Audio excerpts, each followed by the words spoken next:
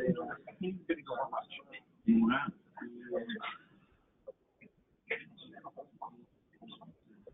Aaron was at one time thinking of selling the house in Atlanta. I have to. Good morning, everyone. We'll start in just a few minutes. This is the 3DM Data-Driven Decision-Making Workshop.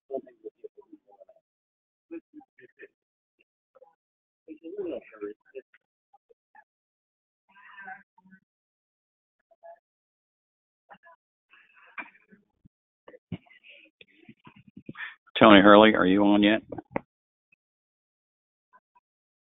Okay.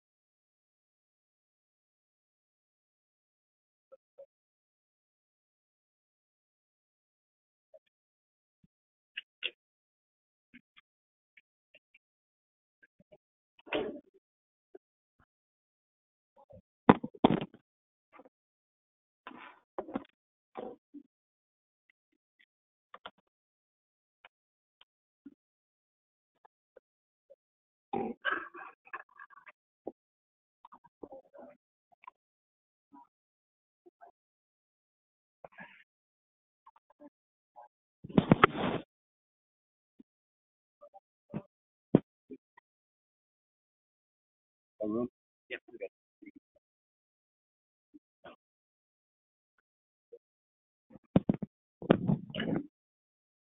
Poor Rob Glenn. He can't attend a meeting.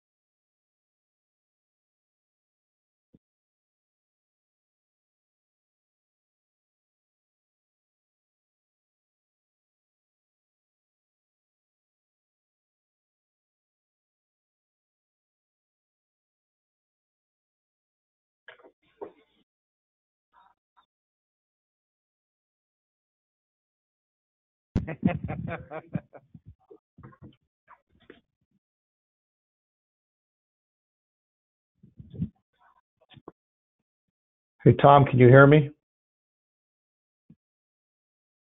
Okay, you're good. Thank you, Tom. Okay.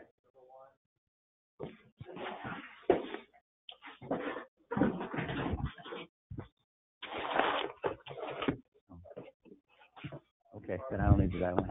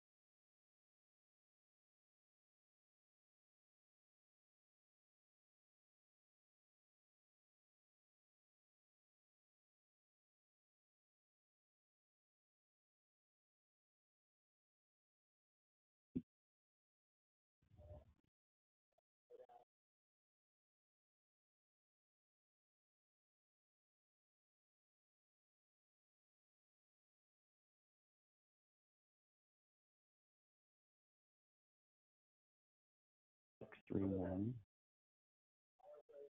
9, 2.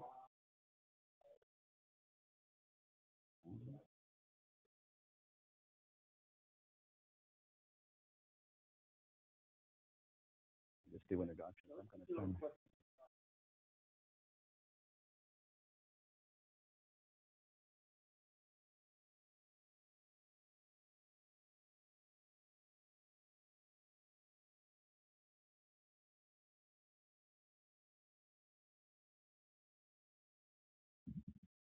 Jerry Robinson. Jay Robinson with Department of Homeland Security, the National Risk Management Center. I'm the Technology Development and Program Manager for that system, as well as other initiatives across the Department of Homeland Security. Greg McShane, Department of Homeland Security, National Infrastructure Coordinating Center. I'm the branch chief for technical facilities. Good morning, Vince Cucce with PPL. I manage Emergency Preparedness Group. Ed Scott, CenterPoint Energy Director of Operations. Ileana Renz, Florida Power and Light Emergency Preparedness. And I'm Keith Hull, Vice President of Distribution with Encore Electric. Additionally, I'm also the chair of the AESC Storm Committee, as well as about to be the chair of the Power Delivery Group for AESC.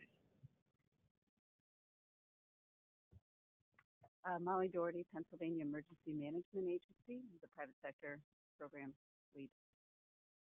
Good morning, I'm Jeff Thomas. I'm the Deputy Director of the Pennsylvania Emergency Management Agency. I'm Karen Moe, NASA Emeritus and head co-lead of the Earth Science Information Partners Disasters Cluster. Did you get a 10? Carly Gammon, FEMA Logistics. Claire Manstock, Health Industry Distributors Association. Adam Barron with DCH SEMA. Good morning, everybody. Jeff Plackus, PSCG Long Island Emergency Planning Department. Jim Nowak, Senior Director of Operations Services at ARCOS. Mike Sapone, Manager of Logistics for Eversource Energy and one of the co-chairs of the All Hazards Fleet Working Group. Brian Nallen, Evergy, Emergency Response Manager. Gail Royster, Senior Manager of Preparedness and Business Continuity at Edison Electric Institute. I should have introduced myself earlier. Chris Eisenbray, Senior Director here at EEI for Preparedness and Recovery Policy. Thanks again for everyone for joining us. And I think we have some people just strolled in as well. Hi,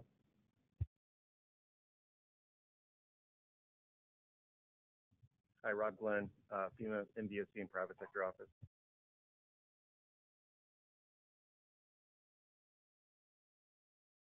Alexander Woodruff with FEMA Logistics.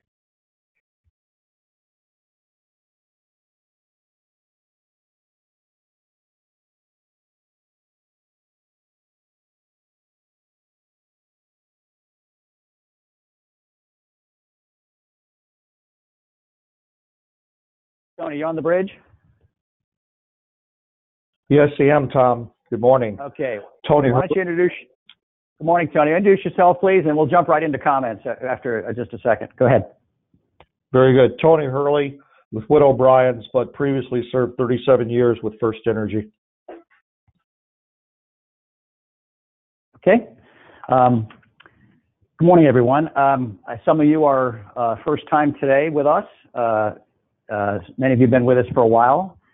Yesterday we spent a lot of time going over some basics, and we got into some pretty interesting use cases. So let me welcome you to the Data-Driven Decision-Making Workshop. This is an initiative really started by the private sector, and we'll get into the purpose of it today, kind of what's the long-term plan for this, and how does it create new opportunities for government and private operations people to actually have private, no media, no regulator, no BS conversations and fix stuff, right? I mean, you're in the Vegas rule is in place here. So what it says here stays here. It goes for you, Tony, as well. So let me just open up with some opening. I know you well enough. So we're just going to have some opening comments. We're going to dive right into it. So today we're going to go over our sustainment, kind of the plan, what's the role, and help you guys help us shape that. Number one. Number two, we're going to get into a model for a new opportunity to work together with states and share information, a couple of things. So Mike, I'll have you and Tony provide some opening remarks, and then we could jump into it. So go ahead, Tony. Why don't we start with Tony? Tony, go ahead. Well, good morning. I was asked to talk this morning a little bit and kick off talking about partnerships, and I just wanted to share a little bit of information about my background. I spent 37 years with First Energy, traveled throughout the Gulf Coast and the East Coast, providing mutual assistance, bringing crews down for hurricanes such as Francis and Ivan. I went down, spent time with Katrina and Rita. And then I retired in early 2017, and like every utility employee, seems like I ended up migrating to a consulting company, and I now work for Wood O'Brien's, which is a risk management firm. At Wood O'Brien's, I got deployed in September and was asked to go down with the Mike Bloomberg, Tom Secunda team, response team, down to the U.S. Virgin Islands to provide assistance to the governor. And I had went through with those hurricanes I talked about. I didn't talk about my own hurricane when it hit New Jersey. I ended my career when I over in New Jersey with JCP&L. And so I had the opportunity to go down and advise the governor, and I served as his advisor of power restoration until the lights came on. And then I stayed on, and I've been working down in the U.S. Virgin Islands on mitigation. But one of the things I was telling Tom that I had experienced, and I've talked about this a lot at conferences, the cooperation that we were able to achieve with our partners, our true partners, many of them in that room, not only mutual assistance companies, but agencies, companies such as FEMA, Department of Energy, U.S. Army Corps of Engineers, EPA, U.S. DA, DHS, the National Coordinating Center. I saw the same coordination spirit that took place in New Jersey and occurred down in the Virgin Islands, working with the Federal Coordinating Officer, Bill Vogel, and working with the U.S. Army Corps Colonel Clark. We would talk in the morning, we would talk about our strategies, and then that would be it. We would break, and then we would go on, and then we would work on restoration, and then we'd come together that night and the next day. But one of the things that was critical, two things, was leadership and cooperation. I believe that the right leaders were there, coming from the governor's office all the way down through the different agencies and organizations, and there was a spirit of cooperation. We knew what was at hand. We weren't there to try to talk about whose territory a certain aspect of the restoration was. We were there to recover the Virgin Islands so that the Virgin Islands could recover itself. I told Tom I was going to tell a little bit of a story. During this event, we got most of the lights on, a majority by Christmas. It was 110 days. It was the fastest restoration they had ever experienced. We had reached out to EEI and APPA and NRECA for different levels of support, either with equipment or just subject matter expertise.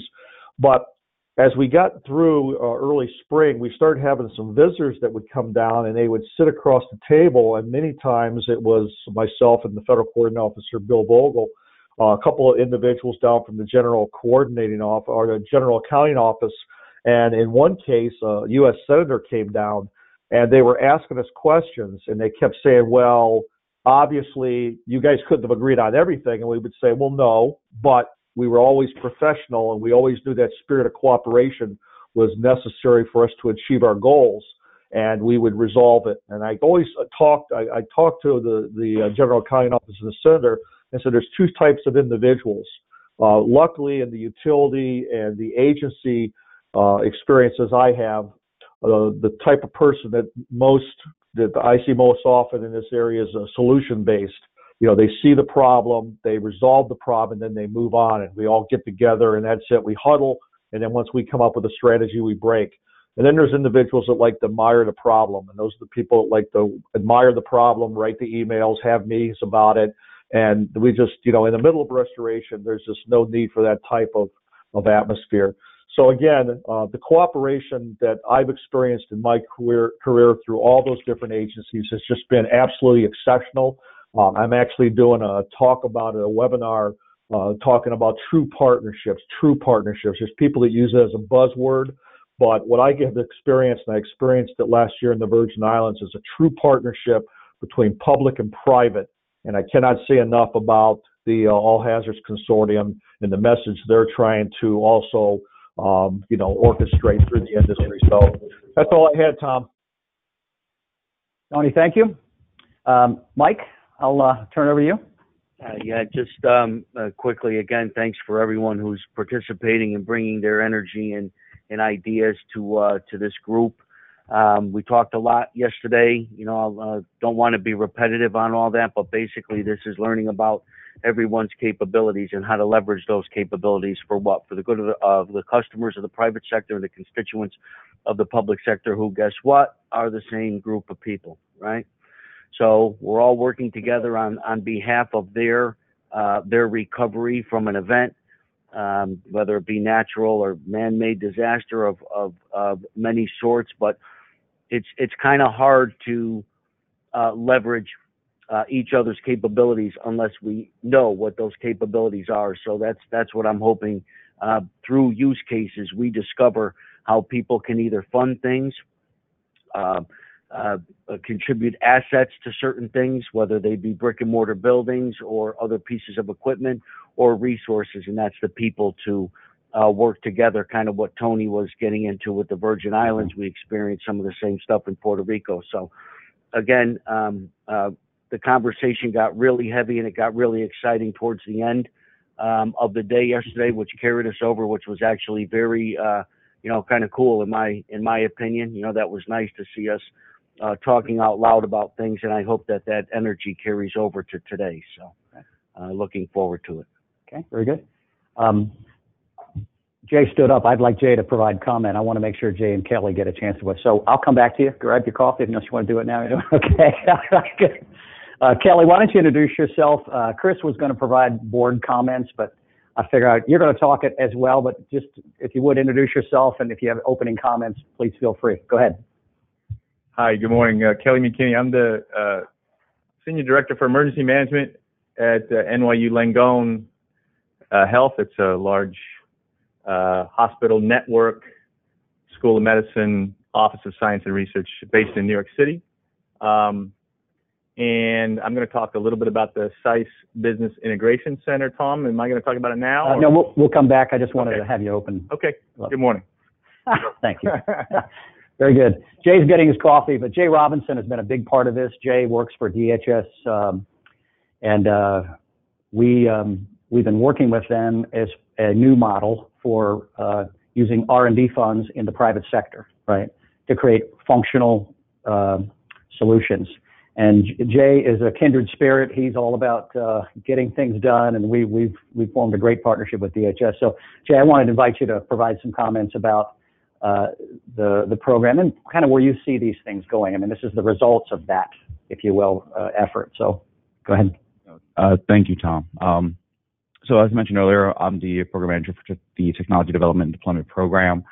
My job for the department is to seek out the most innovative projects that are technically defined, provide them the senior leadership, support them, nurture them, grow them, and transition them to use. The goal here is not to sustain everything through a government funds, but to get something new, innovative in the field that's going to make a difference. My senior leadership likes to, say it's kind of like Shark Tank, right? Get these ideas, get in front of you, find a way to make a difference, find a way to make an impact. And a few years ago, Tom submitted a submission to us during our annual challenge call that goes out to all the councils saying, hey, give us your ideas. How much does it cost? What can you bring to the table? Let's try to move the needle the best we can. Think outside the box. And we actually selected it, and it hit the ground running. Great in-kind contributions, great partnerships, and especially last year, we actually had a research project that actually impacted operations that helped save lives and property last year. We were able to present that to OMB. I went to the Hill, did the same thing there. Great reception across, and which a little bit of risk, which we took on the government, with some partnerships like my colleague Greg McShane, my other colleagues, like Rob Glenn and his staff. We've been able to move projects like this across. We're about ready to announce another set of winners from the councils next week. I'm proposing to get that out for more projects. And our goal here is to transition these special initiatives to use, the ones that make a difference, the one that make an impact, transition it to sustainability, so that way it's actually something new in industry that can help our stakeholders, help the country get safer, help the sustainment and the resilience of this infrastructure. So I've seen it grow. I've seen it expand to include the NIC and other folks as well. So and it's been highly well received by the folks on the ground. And I know very appreciative because I get a lot of emails, people saying, thank you, this is great. You don't get a lot of research projects that actually come out and actually do well. But this is one that actually took hold and is actually a showcase that we present pretty consistently to senior leaders. So with that, thank you, Tom, and thank you everybody here for participating and supporting this in this effort. Great. Jay, thanks. I appreciate you being here. This is a travel person. He's in the air quite a bit. So I think his comment about Shark Tank, that's the new model. That's the new model for R&D that DHS is using. And we were fortunate enough to get some funding from them and leverage the efforts that EEI, the electric companies, John Shaner, myself, the E-Consortium, a number of trade partners have been working on for a while. And that investment is what built the vetting process. That investment built the technology framework. And that investment allowed us to create products like, some of you don't even know what some of them are, but we've perfected the Canadian border crossing, right? It's all focused on fleet movement, which is our big use case, right?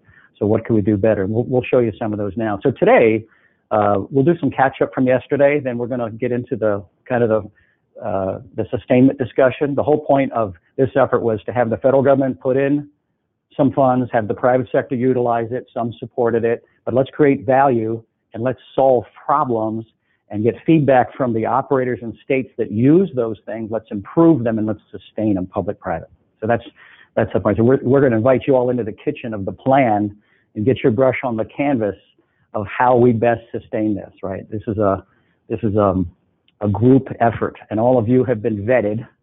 Okay, so, and I want to emphasize again, what says here is stays here. Okay.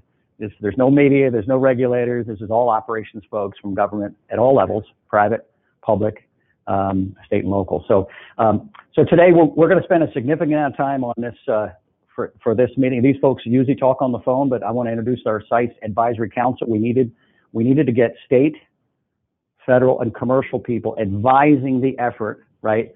So we chose who are the states and the agencies that get hammered with every storm over the last 3 years. So we picked them. So FEMA Logistics, Carla Gavin is here from FEMA Logistics. We have Alexander Woodard from FEMA Logistics. Gene was here yesterday, right? So the National Business Emergency Operations Center, Rob Glenn is on the phone. No surprise, but Rob's part of that advisory council. Matt Wambacher is supposed to be here today. Matt is Greg's boss. He runs the NIC, the National Infrastructure Coordinating Center. We have DOE, and we have DOT, and I think Alex Keenan from DOT is going to dial in. And then, of course, we have our board members, and Mike and Tony are part of that. And we have food sector. Kelly's part of the health sector. So the idea is to advise and steer the direction as we go, okay? So you'll be part of that. These are normally private meetings. We decide to have it open. Then we're going to talk about, we're going to get a brief from EEI on the status of this document being produced. Kind of, I think will be an interesting discussion. Then we'll focus on probably the game changer for this last storm was our partnership with DOT and the Federal Motor Carriers Administration, and how they rapidly can produce a regional declaration which frees up the states, which frees fleet movement. So we've been looking for we've been looking for how do we get trucks pass through states quicker. You need declarations. Well, we found a partner that can issue them and issue them with our input much quicker than the states can do, and it takes a lot of pressure off the states. And literally, Chris and I were on the phone with Alex, giving him input. Alex, don't do it for 3 states. If you can, do it from Florida to Maine, because we don't know. And he did it. And that document was out like that, like 6 days ahead of time. And it paved the way for rapid movement of utility, not just utility, but everybody, supply chain, medical, everybody. It was a really big thing. So he's going to be on the phone with us here at 11. Then probably the most interesting development through this whole project, and Jay, I'm not sure you're aware of this. I'm glad if you can listen on this. We're creating a fleet work group model, right, down at the state level. First time we've done that. It's a different model where the private sector runs the work group. It's not stood up out of the state EOC, which are okay. It's a lot to do. And Adam Barrett, I think Adam's here from BC. It's very hard for one person in a state to coordinate all of the private sector for that state. Very difficult. And the secret of the fleet movement work group was the states stood that up, not the private sector. Okay? And they said, you will work with you. We will sanction you. We will support you, but you fund it, you run it, you work it, and you share information on us on certain use cases. We have problems that we'll lead, you help us. And private sector, you'll have problems that you lead the use case and we'll help you. And 21 products later, here we are. So they're going to take that model. Jeff and Molly are here from Pennsylvania. They've been watching this. Molly and Jeff go, we need that in Pennsylvania, and we got to sustain elections. That is the whole point. We can start it, but the next guys come in, abolish it, not this way. So very exciting model we can replicate in any state. And the key to that whole thing is the private sector organizes first and then invites government. That's the trick. If government organizes it, it's very hard to sustain, and we'll talk about that. Then we have a little blip on the outreach and so forth. So let me jump into this real quick because I want to get into our. For those of you who knew, we went through this yesterday, the vision, and all these slides will be made available. The key thing here is our mission is to provide an environment that leverages vetted, trusted people and initiatives. We don't want to create anything. And for those who were here yesterday, we talked about this. If there's somebody already doing it, if there's some product out there, we back off. And we've had that. We've started things and somebody, hey, there's a better way to do that. boom, we cut it loose and we bring them in and let them do it so we can scale, right? So this is not a Death Star of people and information. This is like, this is a network of networks, but we vet the people. But we don't want anyone here that is not vetted by and trusted by the group based on your parameters. And I think it creates a great environment. And the other one here is kind of a new environment for sharing sensitive information. And sensitive could be very different. Can be government type sensitive or can be private type sensitive, and they're both sensitive. Some are competitively sensitive, some are media regulatory sensitive. And we don't want to touch anything that's going to get anybody in trouble. But we look at that stuff that's on that gray line and what can we move quicker. And by the time we figured out, most of the stuff the government labels as sensitive isn't really that sensitive when you really look at it. Okay, it's a trust thing, and it's funny with trust. It takes time to build it, and if I don't trust you, I'm not going to lend you my lawnmower, let alone sensitive information. So that was why the SICE was created. Okay, so we're going to recap. Yesterday we talked about a number of things, and we want to hear from you that were here yesterday, because I think it's all about feedback. It isn't about pushing concepts and products and things. It's getting feedback and tweaking so that we can use our time and energy wisely. So we spent our first session talking about what is SICE. We looked at why do we use a use case approach. The short answer to that was you can't focus and get anything done if you have too many people and too many goals. So John Shaner taught us this very quickly. Let's focus on ending the backup at toll stations. Remember that? Remember, Jim, we were at toll stations. And then we got to focus on way stations. Then we focused on a Canadian border cross. We did one at a time, and it was a brilliant strategy because it really focused people and came out with solutions. We touched on the ORL, the operational readiness level, a new standard to trust data, right, in the SICE, how we do it and how we vet it. And that can apply to data, that can apply to a lot of things. We talked about the coordination of sharing information with DHS and the National Infrastructure Coordinating Center. They're the belly button of all the data from all the federal agencies that we can tap into for certain use cases. We talked about the GeoCollaborate dashboard, how we've leveraged that $5 million investment from NASA to coordinate multiple people and states at the same instant, right? Very, very valuable tool. We use it for fleet movement and a number of different things, but there's many applications for that. We talked about the Operations Center, how we are organizing around supporting Black Sky Day issues. You know, we got 350 trouble ticket information requests during the 2017 storm season, okay? We've had a number of them now. In the past, it was myself, Chris, John Molnar, John Shaner on the phone, you know, with napkins and making notes and, hey, how do I get hold of this guy or that guy? Who are we getting? All right, now we have a technology that will do that for us during Black Sky Day. But this $50 million investment from government now in the DC environment, they run it right out of DC Emergency Management, does much more. And we talked about how we can use it for analytics, how we can do what-if scenarios, how we can control costs of storm and resource movement, right? How we can use it for exercises. And my favorite is how he created in DC an executive dashboard for the mayors and the mayor and the two governors. So they had a phone app, red, yellow, green, on trash removal and snow removal. It was freaking brilliant. I thought, we need that for EI. We need that for the utilities. So you don't have to keep reporting and spending all this time, you know, pulling information. It's live. It works really good. And we talked about how we're gonna do outreach and screen people here. So that's what we covered yesterday. We had about 17 agreements. 8 decisions were made yesterday. We'll document all those. But our workshops are about let's decide or forget it. So I'll close the loop on that after the thing's done. So I want to open up before we jump into our first session for reflections from yesterday. What were some of your takeaways? I'll just go around the table, and you can just, because it's the feedback that's the most valuable to us. So Brian, I'll start with you. I'll just go around the table this way. Any one thing that, or 2 things, whichever. I have none. Or none. That's fine too. Actually, at dinner last night, we had a really nice conversation that we got a little confused on all the technology and the 3 different sites, and is there one that we should go to? And then we talked about the fact that we already have Ramp Up, which tracks our movement of resources, you know, where they're coming from and where they're going to. So the utility, or the representative of the utilities that were there, we were just a little bit confused when we walked out yesterday on what it was we were being told to do or asked to do and to look at. Okay. Who's next? My takeaways yesterday was I was glad to see 6 new use cases up on the board. That means that there really are some issues out there that need resolution or at least discussion. And so I was happy that the group, for me yesterday was about kind of producing that, and that's what we did. So I thought that was a productive day. Okay, good.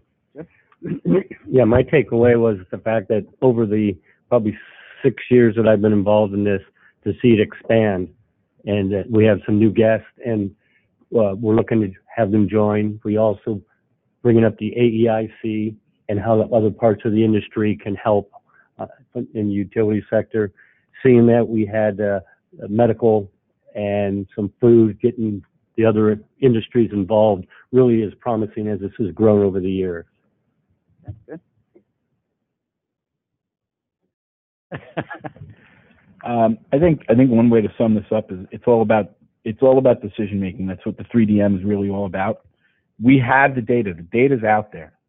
Everybody has their little nugget of information, and the nugget of information that Mike and I have might help Molly make a decision. And how do we communicate that to her? How do we share that with her in a safe manner, and so that she knows it's valid information and that she can action on it? That's really what this is all about. It's what it's always been about. Okay. Adam, comment? Okay. Claire?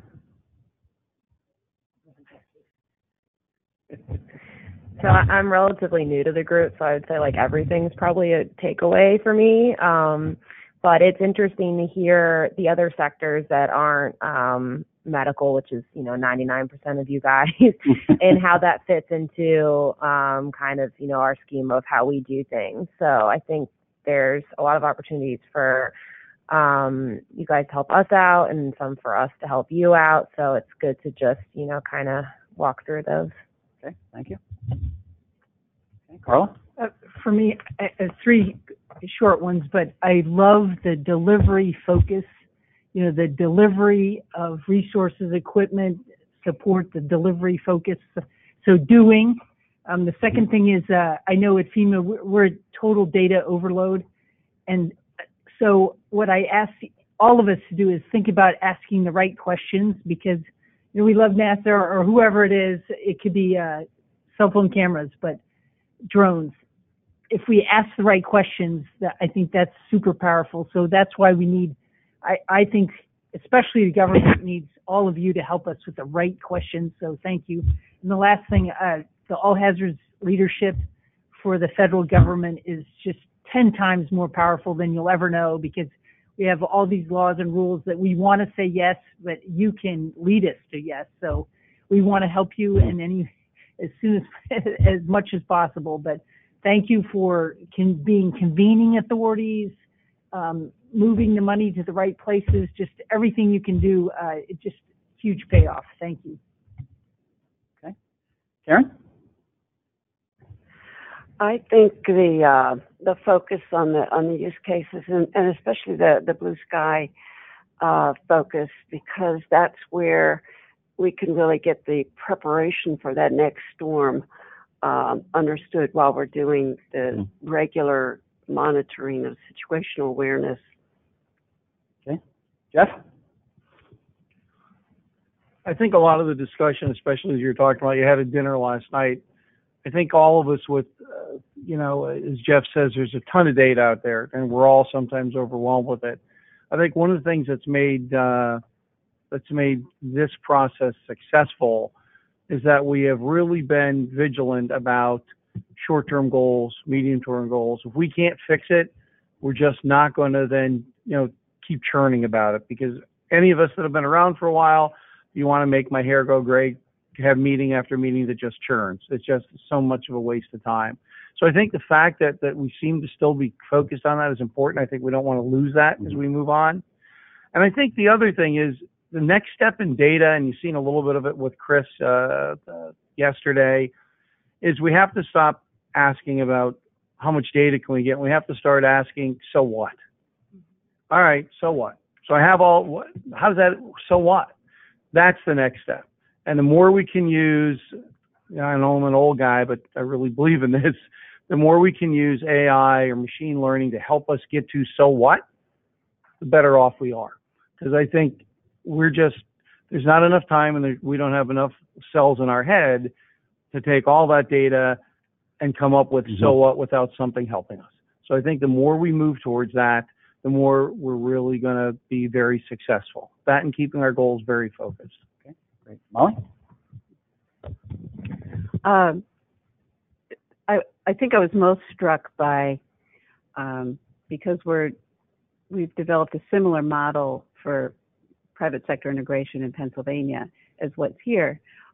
What I'm struck by is the private sector ownership of the solutions, the discussion, and the outcomes. And that's tremendously important from a government perspective, because there are things that we can and can't do, not because we don't want to, but because there are rules to protect citizens and their money. And so I think that's the thing I'm most struck by, is that there's the true ownership that you have of this, and it's tremendous. Okay. Eliana? I'm going to sustain a positive. So from a positive perspective, I think that there's really good data. I shared with you earlier today that this workshop couldn't have come at a better time, because I was actually able to use and see a lot of the products that are developed by this group through the Movement for Florence.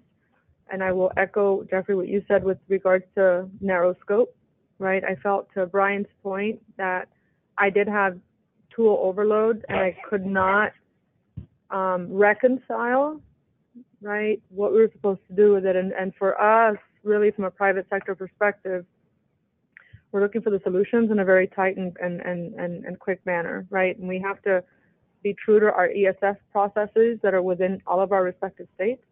So within those tools, it's about giving the audience the right information that's going to be actionable, that's going to help move fleet, that's going to help with information that's critical to their respective area of responsibility within the overall effort. So that was the only opportunity that I found.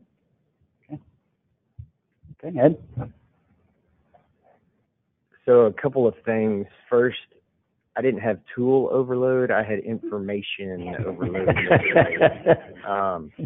Good discussion. Very similar comments like Brian, Eliana, and Jeff on just a ton of information around Geo Collaborate, just all this information. Probably the best clarity was my conversation with Mike Zappone afterwards at the bar, when I simply asked the question, so what does it do? What's the goal, right? Conceptually, the way this group functions in digging down, the ability to let go of things is great. AEIC has a similar approach to when we develop best practices, so I commend the group for that. It's good stuff. But yeah, just a lot of relevant discussion, mutual benefit, just digging through a lot of the information, I think, is kind of where I'm at.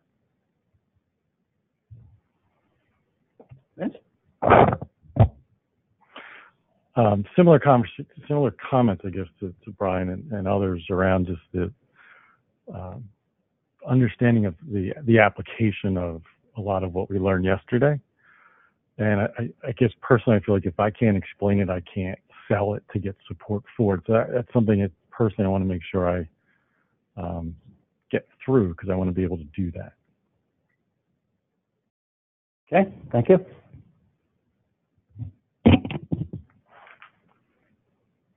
My comment would be, Tom, I've been involved with this group for probably almost as long as Jim and Mike. I came on about 6 years ago, and I came in kind of like my peers here, that with AEIC and the SEs and other groups that I'm with. I started out with this, I don't believe what I'm seeing, and I quickly, as you know, I've become an advocate for this process.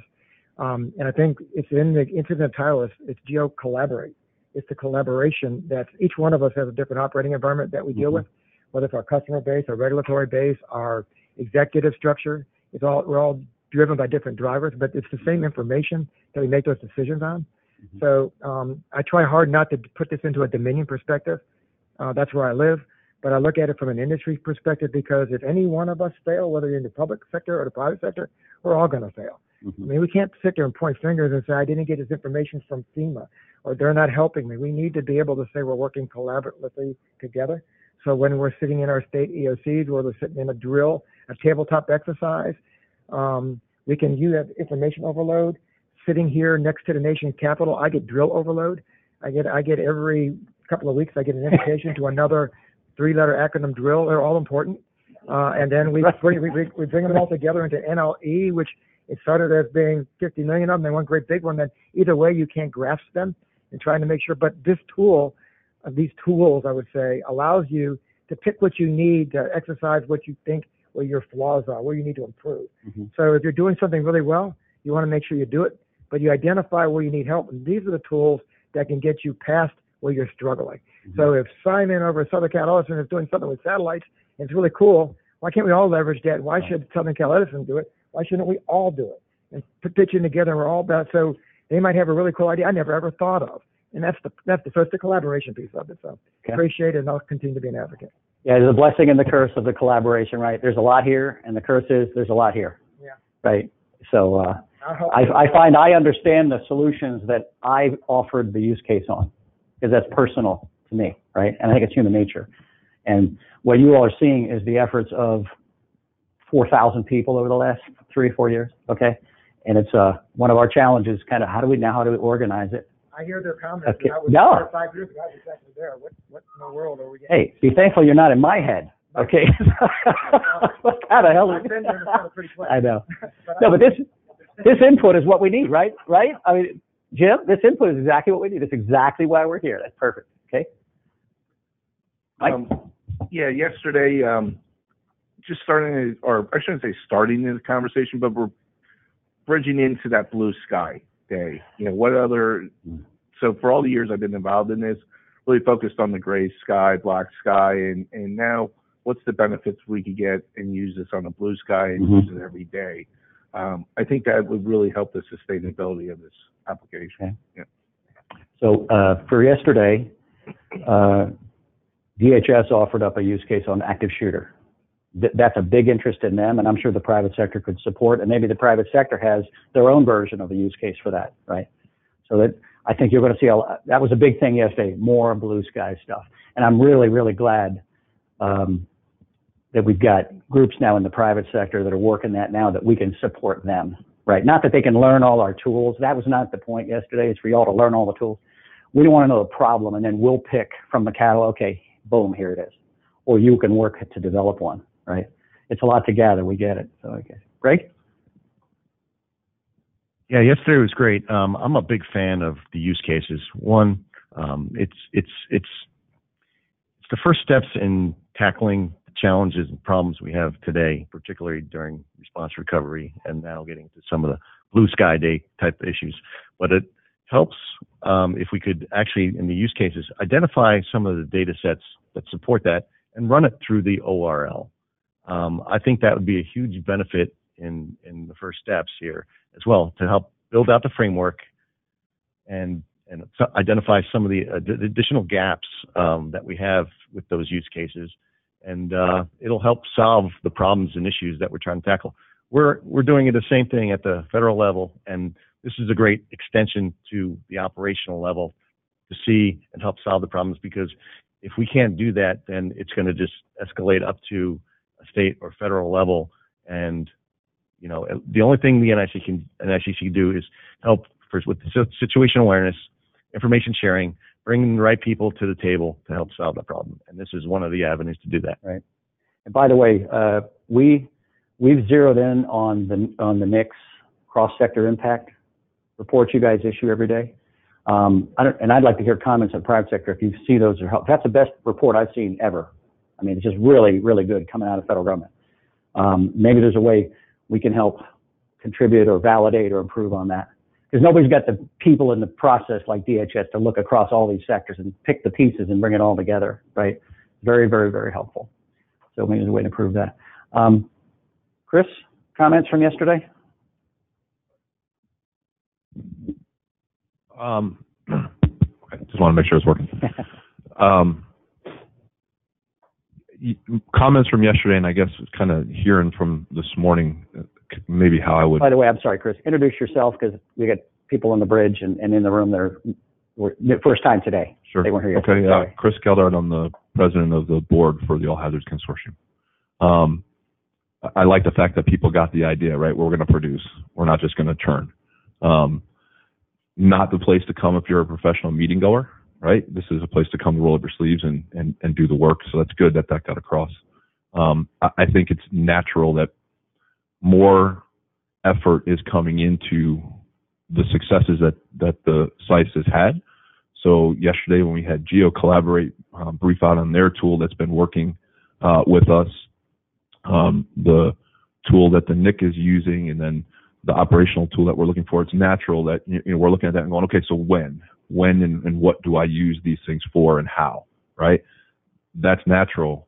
And I think the conversation around Blue Sky just tells me more that the outcomes we've already produced and the tools that we're introducing, we need to practice those, exercise those. I know we were talking about the NLE and all of that those are all great. Maybe those are leverage points. But if we don't practice the stuff that we've come up with so far in Blue Sky, when it gets to Black Sky, it's not going to work as well as it should. It may work. We could get lucky. That happens.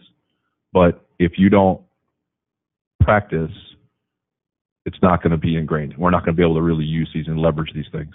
So as the SICE Operations Center comes more and more on board, we need to exercise that stuff. And it could be nothing more than a simple Friday phone call, webinar type of thing to get new people to look at it and understand it or what.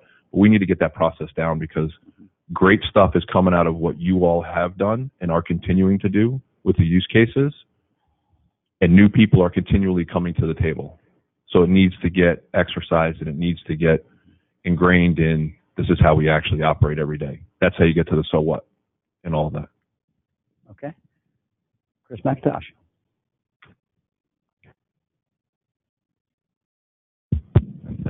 Good morning, Chris McIntosh, Ventir Solutions. I support All Hazards on situational awareness. My career, I started out as an ops chief and then got into technology and ended up running the public safety division at a big mapping company that you've seen in numerous demonstrations. There's a universal truth. If you don't use something every day, you're not going to be able to use it to its potential in a disaster.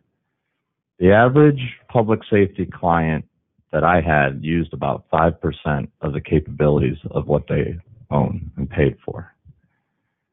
What's really exciting about this group is this is crossing the gap between technologists and operators and responders, and you're all working together to figure out how to manage and coordinate these operations and use these technologies.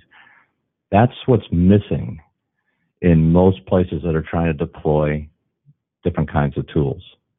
So it's developing standard operating procedures, like Chris said, exercising on blue sky days and using these tools every day, using these tools every day, that will allow them to be used in a disaster or a crisis to their utmost potential.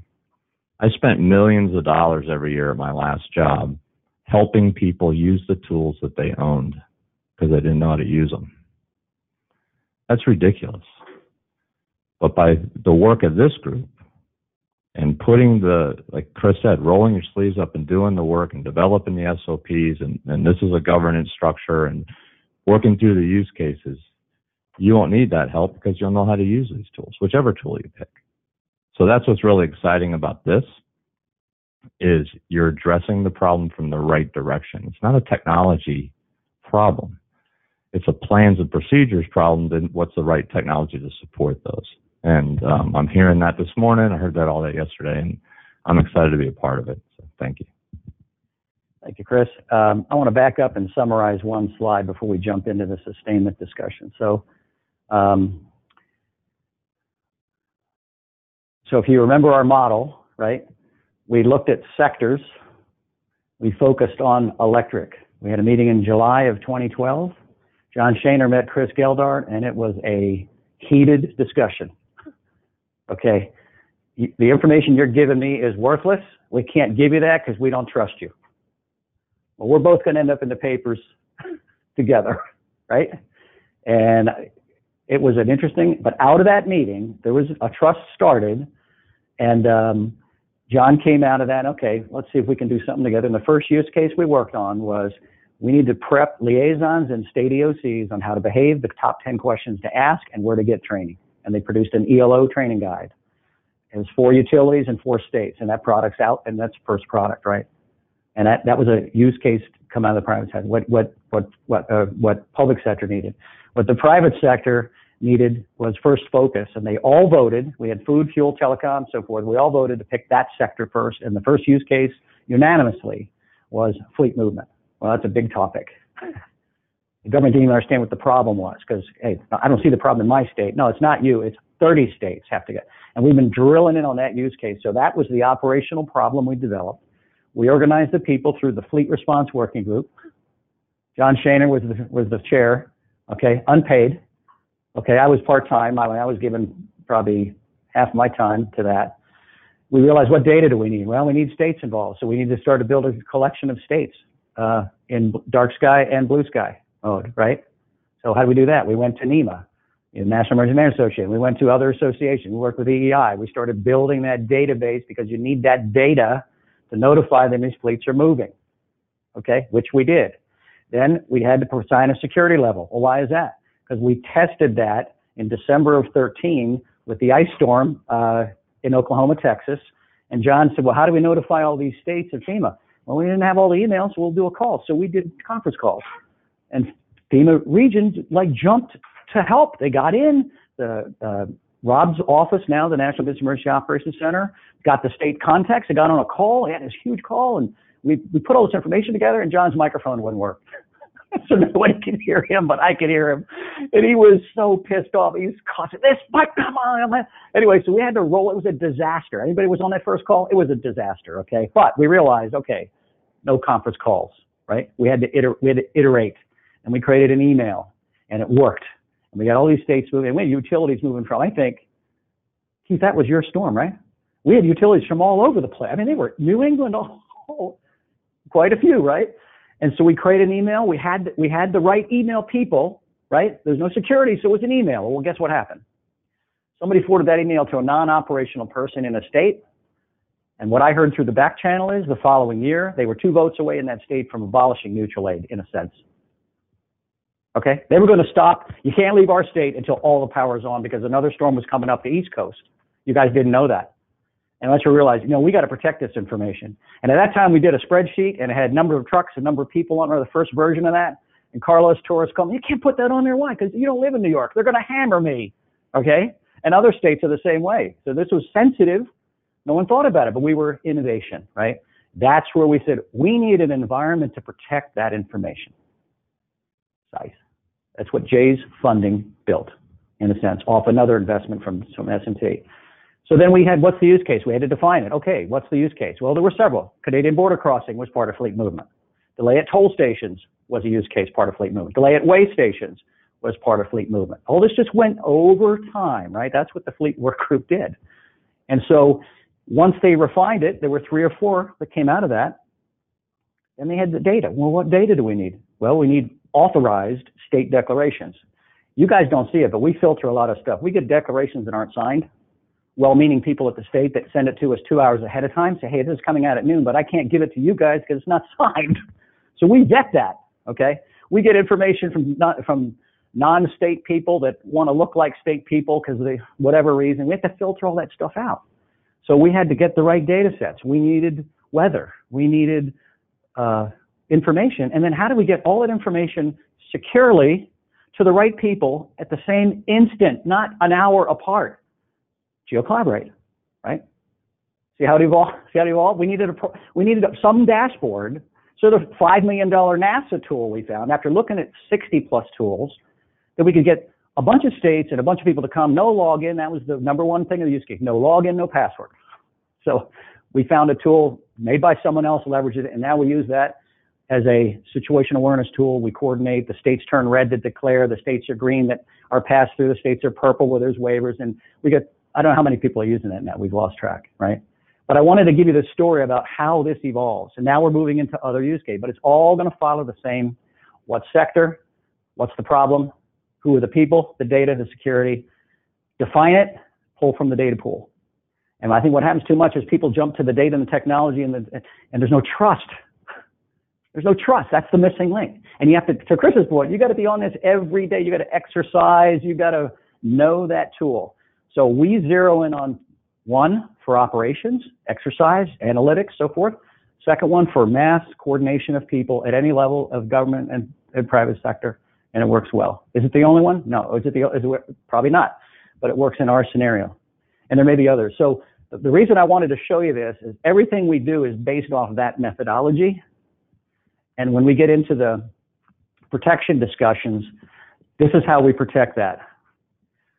People are vetted individually. Right now we have a certain process that vets and does identity management without issuing a credential. That was the whole point. We started with a credential, which is too much for states. So we divide people by sector. We have sector-only cells that can come here and look at this. They can't see the rest. They can just see that. Or we have things that are general, where state, local, federal can all use these use cases, and that's how we look to go forward. It's not operational yet, but that's our philosophy. Now we have a technology to do it. So I wanted to share those two, so we go back to center. It's all about, these cells are the use cases, the colors are the sectors, right? And that's why this has to grow and expand, because we're just doing it part-time with a few people and working off grant dollars. But what we want to do is we wanted to prove results, and the feedback and creating the people in the process was most important.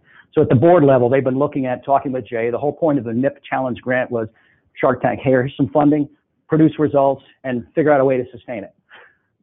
Okay? And we just leveraged the other projects we did in the past.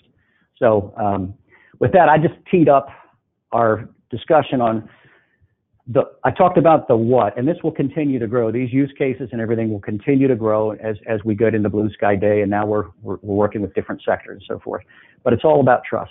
That's the fundamental piece of this whole thing, is trust. Without trust, it's not worth doing. It just won't work. It won't sustain. It won't last. So, and Tom, if I can add to that, one of the things that we looked at initially, it wasn't just the big event either.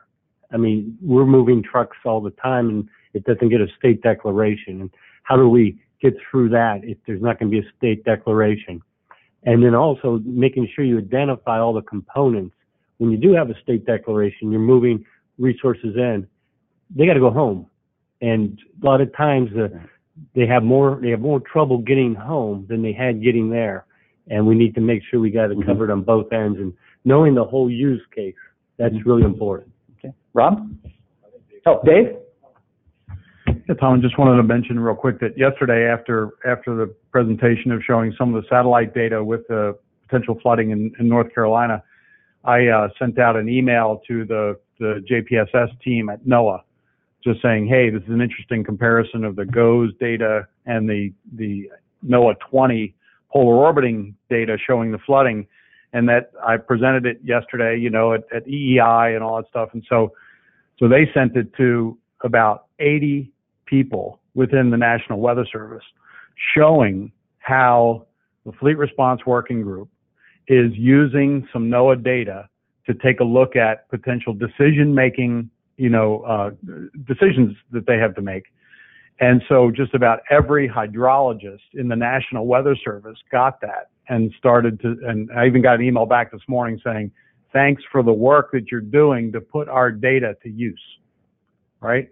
So this group is making a big difference in getting feedback to the Weather Service and NOAA that the information they're putting together may be valuable, and so that's just one. I mean, that happened in 12 hours, from this meeting yesterday. Yeah. Great, Dave. And so it's really a good feedback to see how we're putting data to use and how we might be able to provide feedback to them, like, oh, hey, could you make this more frequently? Could you do this, whatever? So just setting. So for those in the private sector, what that means is your feedback focuses investment, because they got more stuff and they have no feedback from you, the operators. But when you give it to us through Dave, they turn this off and they focus on this for us. And they've done it dozens of times, right? That's the power of the network, right? It's great to have that. Rob, do you have a comment? Sorry. Yeah, just briefly, and I'm still straddling since the NRCC is still activated, that I'm kind of more operationally focused, and I appreciate that. NRCC means? National Response Coordination. Thank you. So, one of the things that I've been tracking, and I appreciate what Jim's saying, is that, we are the National Response Coordination Center. We're the National Business Emergency Operations Center, and then the NIC, National Infrastructure Coordinating Center. One of the things that's frustrating for us is that sometimes we don't actually get to see some of those secondary effects after restoration is accomplished. We can be enablers to help industry, but we don't have the data sometimes to support us maybe contacting the states that are pass-through states to make something like that happen. So I've asked before, and I'll ask again, even if we get an idea of like what routes are traveled, how are you planning on refueling? There's some sort of operational trust there that obviously the sites could enable. But that's, to me, one of the best things that we could do, since we are focused certainly on power more than probably any other sector at this point in time. Because it's not just about, it's not just about how many customers are without power. It's what are we doing in government to help industry, drive that number down. Excellent. Okay. Rob, so when you get the information on where we're traveling from, do we ever just assume we're going to go back at some point on those same routes, or is that one of those things we could look at? So to be honest, I never really received route of travel information, although asked, but maybe that's something that the sites could help us with, because I know that that's something that is a little bit of a, well, we don't want to share too much, and it's like, hey, we're in it to win it from a FEMA perspective. So if we get the route of travel in and the route of travel out, we can work with the states. We work with the states all the time, whether they're declared or not. And certainly there are other levers that we can pull, because I think the states, and I'm not going to defer to Pennsylvania, but when I was in the state, like, I didn't really care. I'd work with the governor to get waivers or whatever we needed to do to help. Whether it's pass through, weight waivers, whatever we needed to do to help get others people back up and running. So Mike, this goes back to that discussion. We don't track state route, right? All we had was an agreement that the states said we can't monitor every route to help them. So we came to an agreement, I think 2 years ago, with the states that we're going to assume that the inbound fleets will use the interstate highways. Okay, now they can use any roads they want, but we can't track those fleets, right? Now, that capability, that would be another use case. We particularly didn't do that because sometimes the electric don't always know what the contractors' routes they take, right? But this might be something to explore, Keith, because one of the big issues is getting them in, but then getting them home. And getting them home is a whole nother level of use case. But it's a big issue because that meter's ticking on cost from those guys from the time they leave, as I understand it, to the time they come back. And sometimes the trip home can be grueling, depending on the storm. So, hey, if I understood, Keith, if I understood your question, that's what I gathered. Yeah, the point of the question was simply that most of the folks know the route you're going to take in to get out when you go into a disaster. You also usually take similar routes out, so it's not usually a whole lot different. Maybe very little, but it's not huge. You still go through the same states. I think from our perspective, we want to make sure that we're going the extra mile, so you don't have to. And I get that. So it's one you can work on pretty quick. Okay, got it. I made a note of that. Tom, the Federal Motor Carrier Waiver, or disaster declaration, may be a tool for that, Rob, because they stay open for a long time, right? A state may open up and shut down. The FMAC waiver, it was like a month, and then we needed it extended, and they did it. They did it very quickly. So maybe that's something we can look at. Tom, I think the big takeaway from this is that when the event is over, the event's not over. That's really what it's all to about. To the public, it's over. You think it ain't over. It's not over just yet until all the resources are back. And the other thing is, each of us in our private sector, we're specialists at what we do, whether it's power restoration, whether it's communication restoration, whether it's healthcare, fueling, lodging. But we have to become a little bit knowledgeable about one other thing, and that's all the logistics. And sometimes that's where the private sector could use the help from outside agencies or other private sectors. And we had a discussion last night at dinner about fleet movement after the event and lodging, and how that is and can sometimes become a bear to be able to try to manage. So even getting help private to private, getting the hotel industry in on these meetings would be very helpful. Okay. Well, we got a commitment yesterday from Doug from FMI that he would help us do that. Okay. And I'm going to work with Jay and the Nick. They have direct connect to some people that are on some of the councils that we could access to help us with that as well. Great point. Chris, you going to comment? Well, it's back to the DOT waiver that you were discussing and how their ability to keep that open for extended period of time is very helpful. If you recall back last year during the storm season, the original waiver was for Irma response, but then we had Puerto Rico, and we actually used that same waiver since it was open to get fleets to the barging points to get to Puerto Rico, even though the original intent of that waiver was not for that particular event. So it's a good example of the ability to keep that open. And I don't know what part of the problem I think then was it expired. It expired the week members, before. a lot of them spent a lot of time in Puerto Rico. I'm looking across at them and then down especially through the Pone down here. Right. Then they had to get their fleets back from Puerto Rico in the March, April timeframe. So. Right. I remember it expired like the first week. So now, because of that, we found the guy, Alex Keenan, who'll be on the phone with us. He issues those waivers, and we now know the process. Hey, Alex, can you extend that another month? Right? So, and he's working with us. We're actually doing him a favor as well because he needs that feedback from private sector as well. I didn't realize it was that easy. By the time we figured out, I looked across, like, this is all it takes? It's all it takes. We're spinning a lot of cycles. It's not pushing the boulder up the hill. It's having the connection at the right agency and having that relationship where you can pick up the phone and they're open arms as far as helping you out. Yeah. And no, that's a great example. So, like I say, we've made certain progress at a certain level with certain resources. Okay, now we have to decide whether we want to ramp that up because doing this with a couple of part-time people, right, isn't going to get it necessarily. But we've done great with very little. I remember Winston Churchill had a famous quote just before the U.S. got into World War II. He had many things, but this one I'll never forget. He said, "We are now out of money, therefore we must think."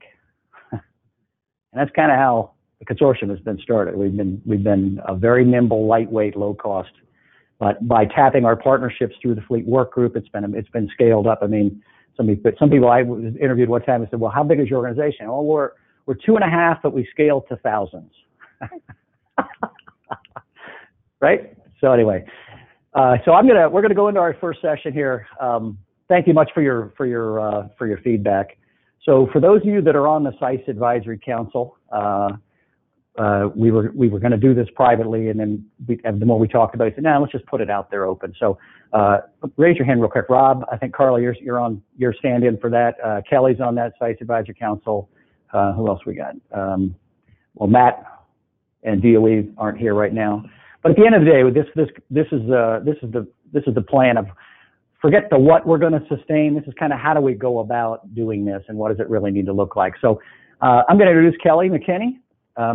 Kelly, you can stand there, come up front either way. Okay, let me grab your mic.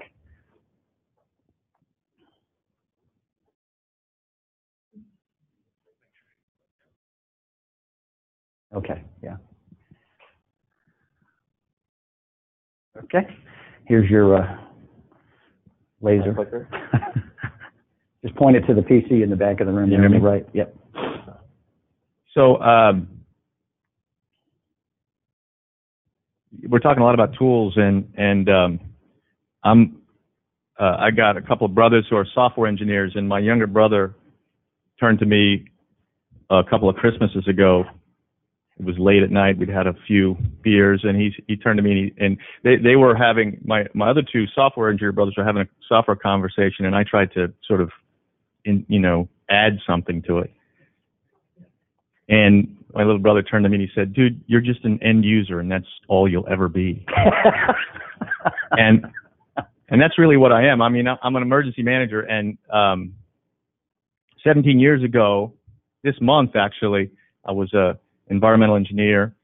I was the associate commissioner for environmental health at the New York City Health Department.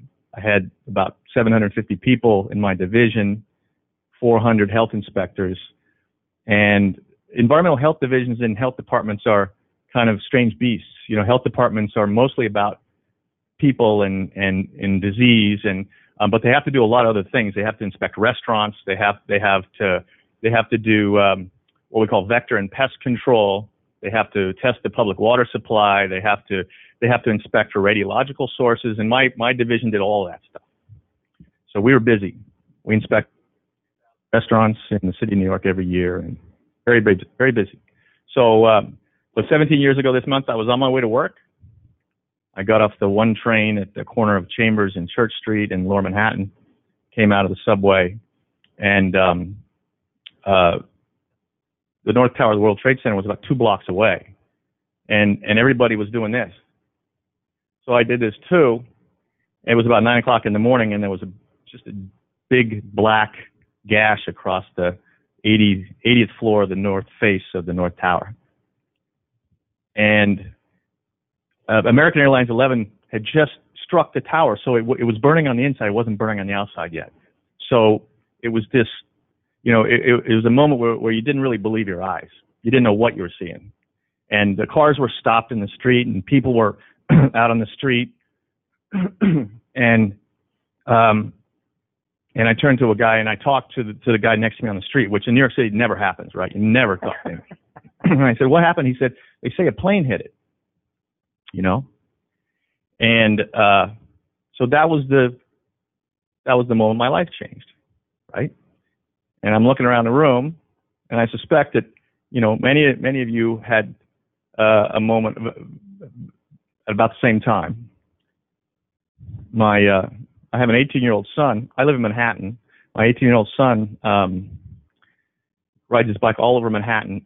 One day he came back from riding around. He goes, "What the heck is all that stuff downtown?" I'm like, "What?" He said, "All that memorial, that big memorial with those big reflecting pools and the big museum." He goes, "What the hell is all that stuff?" He knew it was 9/11. I said, "What are you talking about?" He said, "Why don't they just put a plaque on a building somewhere?" I said, "Dude, you weren't there. You don't get it." Right? And the people that were on the ground get it because they felt it, right? So it wasn't, you know, if you had a camera and you took a picture and you weren't looking at the Trade Center and you just looked around, it would look like a normal day. You know, the buildings were still standing. It's a beautiful blue sky. It looked like a normal day, but it wasn't a normal day.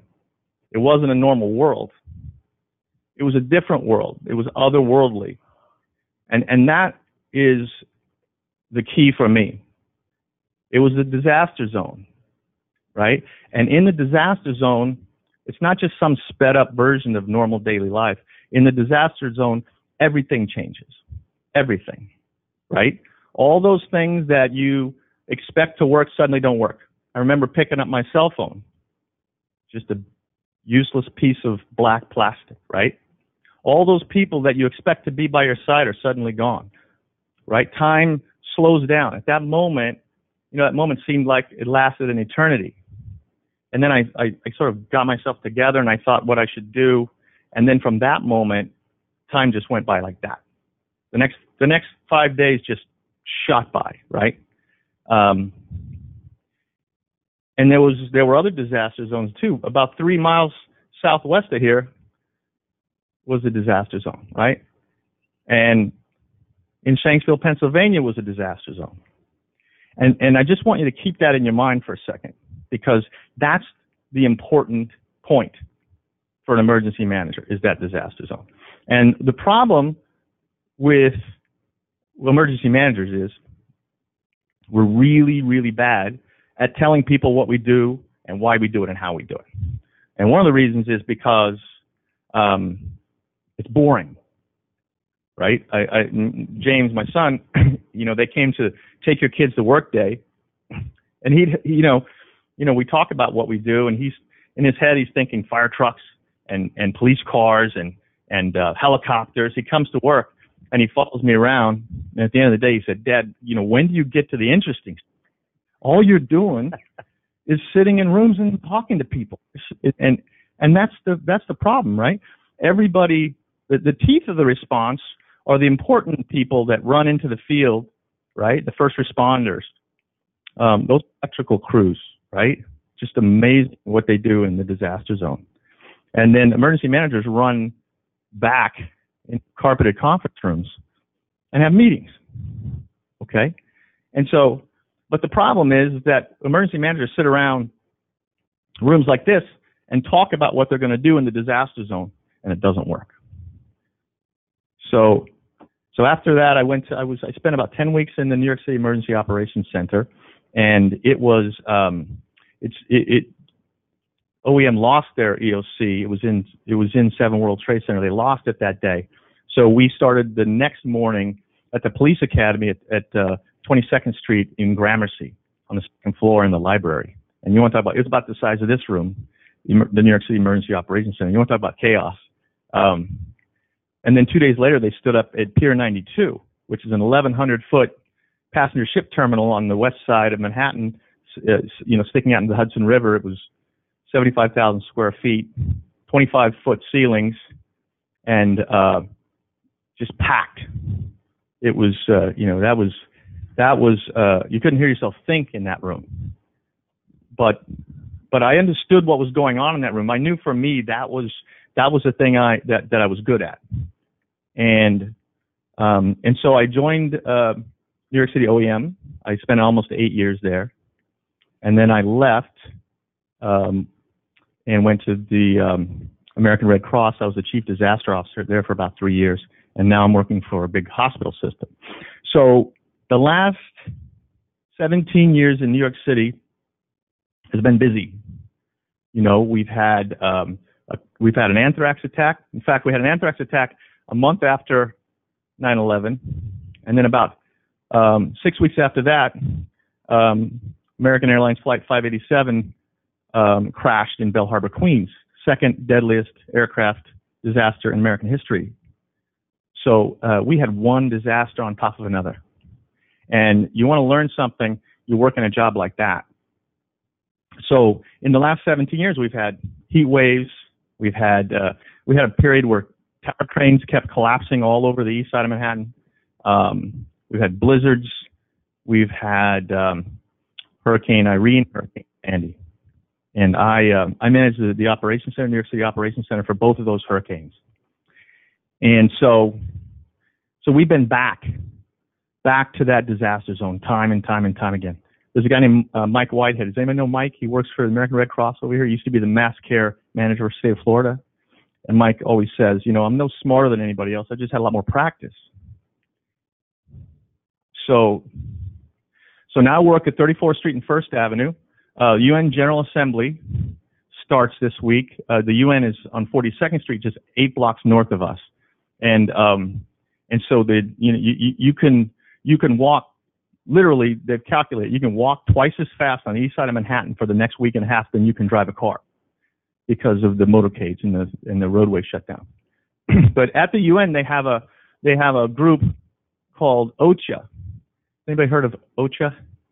Office of the Coordination for Humanitarian Assistance, right? And those guys are my heroes. I spend some time up there with them. And so they're sort of the world's emergency managers. They go and they drop into the disaster zone in these foreign countries, typically, in the developing world, and they manage the disaster. And so they have a saying, and the saying is, coordination saves lives. Coordination saves lives. Okay, and I love that saying, right? And one of the reasons I love it is because it uses that word that I love, coordination. And the problem with the word coordination is whenever you talk about it in a room like this, it's like it sounds like insurance or variable annuity or something. I mean, all people want to do is check their cell phones. It's one of those words that your eyes kind of glaze over. It's so boring, right? Coordination. What is coordination? What is it? And people don't understand it. Understand what it is. And most people that don't work in a disaster zone, they think coordination is something that just naturally happens. It happens organically. And I don't have any statistics on this, but 90% of people think coordination just happens. So you say, well, I'm going to get a group of people together. And they're like, well, we're going to organize and we're going to do this thing. You ever hear that? Yeah, we'll get a bunch of people, we'll organize and we'll do this thing. A bunch of people don't organize. When a bunch of people get in the room, what happens is chaos. And that's not part of the time. That's all the time. All the time. So what's the difference? So if a bunch of people get in the room and there's something that has to be done, there's a person, that's a live human being that breathes and speaks, is in the room, and it's their job to organize that group of people around the task. Okay? And I'll tell you, it's very difficult. In fact, it's the hardest job in the world because you have to do all the thinking in advance, and then you got to put this vision out there for what's going to happen, and then you got to get everybody's mind wrapped around it, and then you got to figure out, everybody in the room's got to figure out what their piece of the job is. What does this mean to me? You can't say, we're going to do something, because when you say we, everybody in the room, not just some of the people, everybody in the room thinks you're talking about somebody else. We're going to do this thing. Oh, he's talking about this person, not me, right? So the hardest thing in the world is to give people work. The hardest. Except there's one thing harder, and that's to give people work in the disaster zone. Okay? So coordination is not something that just happens organically. Coordination is a very difficult, resource-intensive skill set that people have. And you have to have the people that have that skill set, and you have to put them in the midst of the team in order to get any kind of results. And so that's the issue here. That's the issue that I want to talk about, right? So we go back to that emergency operations center after 9/11, that huge room. So if you're not an emergency manager, you say, well, what's an EOC? An EOC is just a room, right? It manages resources and it manages information, and that's only partially true. But a lot of people say, well, how do you manage an emergency? You ask an emergency manager, how do you manage an emergency? I turn on my EOC and everybody comes in, and then magic happens, right? So who's in the EOC? Well, it's emergency managers, right? So there are several misconceptions there, right? The first is that emergency operations center in New York City was not filled with emergency managers. There were some emergency managers there, but they were the people that I talked about before, whose job it is to do the coordination, whose job it is to wrap teams around problems, right? So everybody in that EOC was somebody that worked somewhere else. And that's the key, right, is everybody had another job. So what does an emergency manager do? In the disaster, in the midst of a disaster, they yank people out of their jobs and they pull them into a different org chart. They pull them onto a different team. And what they're doing is they're linking them back to their other organization so that it can help. And that's the basic job, right, is that I have to fill that emergency operations center with representatives of all these teams and assets that I need to battle the demon that is the crisis. So that's the job, okay? And the problem is you can't do that in the midst of the disaster. You have to do that before, because if all of those people, if you brought them in the midst of the disaster, and again, think about what we were talking about before. You're bringing all these people into a room and you're saying, we're going to do these things. You're giving people work in the midst of the disaster. It's the hardest thing in the world. So all these defense mechanisms set in. The first part is everybody in the room is seeing white because of the disaster that is wiping their mind clean, right? So think about on 9/11. On that morning when I stood there, it just wiped my brain clean. I couldn't think clearly. I couldn't even think, what should I do now? I was sort of like, what is my job here? What should I be doing? So you're confused to start with. Somebody's trying to give you work. You got another job. So it's the hardest thing in the world, right? And it's virtually impossible. And that's the reason, by the way, that if you go back and you line up all these disasters in time, our track record of success is abysmally bad. We're not good at it. And one of the reasons is because we don't have enough emergency managers that are working in blue sky to enable that gray sky operation. So that's really the key point. All of those people in the Emergency Operations Center, you have to yank them out of their org charts before and put them in that EOC. And you've got to put that job in front of them, and everybody's got to wrap their minds around what would they be doing on that day. That's step one. That's step one. And then and Chris both said it. And you know, you need to test it, you need to drill it, you need to exercise it. And one of the reasons that you know we hear about a lot of complaints about exercises is because they're often poorly executed, right? The objective of the exercise is to put you into the disaster zone. If in the exercise it feels like another meeting, you're going to walk out and scratching your head thinking, you know, you're never going to get that 2 hours of your life back. It's painful. It's absolutely painful when you're exercising another meeting. So the step one is to get that team together before the job and drill it, not just once, but over and over and over again. And you can do that. Lightweight, repetitive drills that drill the same thing in many instances, and you get a muscle memory around those first steps so that the big job, you're just dropping in and you know what you're doing. That's step one. And then time passes and you continue to do that. And the job of the people in the room is to go back and do the same thing you're doing with the people in their organization. And they're doing the same thing. They're saying, and if you do this right, and you have these scenarios and they're rich, and you surface all of these different tasks that would have to be done, then you can go back and you're understanding, in my organization, we'd have to be responsible for this. Well, I better go grab that team on my side and get them together and get them wrapped around that problem now so they can identify the resources and the people that they would bring in. And so they start to do it too. So it grows and it grows. It's like a weed. And the longer you do it and the more you stay on message, the more capability you build and the better your performance in the disaster. So that's the job. That's the job of the emergency manager. And the problem is they can't articulate it very well often, and they don't have enough bandwidth. They don't have enough people to do it, and they can't convince the boss of how important it is, right? The reality is, if you do it right, it not only makes your organization better to manage a crisis, it actually makes your organization better in the day-to-day because you're doing these communication pathways that are new, and you're connecting silos together in your organization and outside your organization that make it better on what it does all the time. But again, emergency managers are terrible at articulating that, right? So what are we talking about today? So today we're talking about, so I work for government. I've actually worked on the private side as an engineering consultant before I got to the New York City Health Department. Worked on the government side.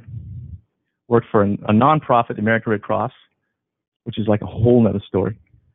And then a not-for-profit in healthcare. And I'll just say one thing. You want to talk about silos. None of these silos understands the other silos in any way, shape, or form. It's like they're parallel universes. The public sector, in many cases, has little to no clue about what the drivers are and what motivates and what needs to be done in order to access the private sector, other than their mechanisms. Same for not-for-profit. For nonprofit, they don't understand each other and they don't work well together.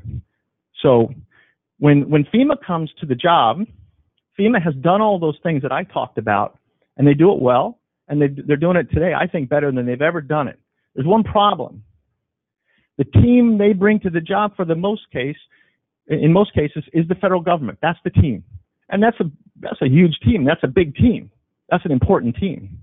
And the state does the same thing. You know, Jeff brings the state of Pennsylvania, the government of the state of Pennsylvania, you bring them to the job, right? And in New York City, we brought the city of New York to the job. The problem is that the bigger the job, the more you need beyond those teams. And for an emergency manager, the problem isn't that they couldn't access this stuff somewhere. I'm sorry, the problem isn't that they needed this stuff. The problem is that the stuff was there. They just couldn't get the stuff in the right place at the right time. They couldn't access it. So you're an emergency manager, you're like, I didn't have the resources. And, you know, the public's sitting there saying, what are you talking about? I'm looking at it's right across the street from my house. You're sitting in the, you know, when is in Haiti talking about an absence of resources, lack of resources, that makes sense. You can talk about an absence of resources in Haiti. You can talk about a lack of resources in Liberia or Sudan. You cannot, in my opinion, stand in the United States of America with a straight face and say, I didn't have the resources for the job. You can't say it because it's not true. The richest, most powerful nation in the history of the world has the resources. The problem is you couldn't get them in the right place at the right time. So that is our nation's biggest problem that we have today. Is that, you know, I mean, when we were looking at Florence last week at this time, it was a Cat 5. I don't know if you guys were in that moment, but I was in that moment where I was looking at that hurricane saying, my goodness, that's 150 mile an hour sustained winds. Cat 5 is going to hit North Carolina. I was like, here it is. This is the job.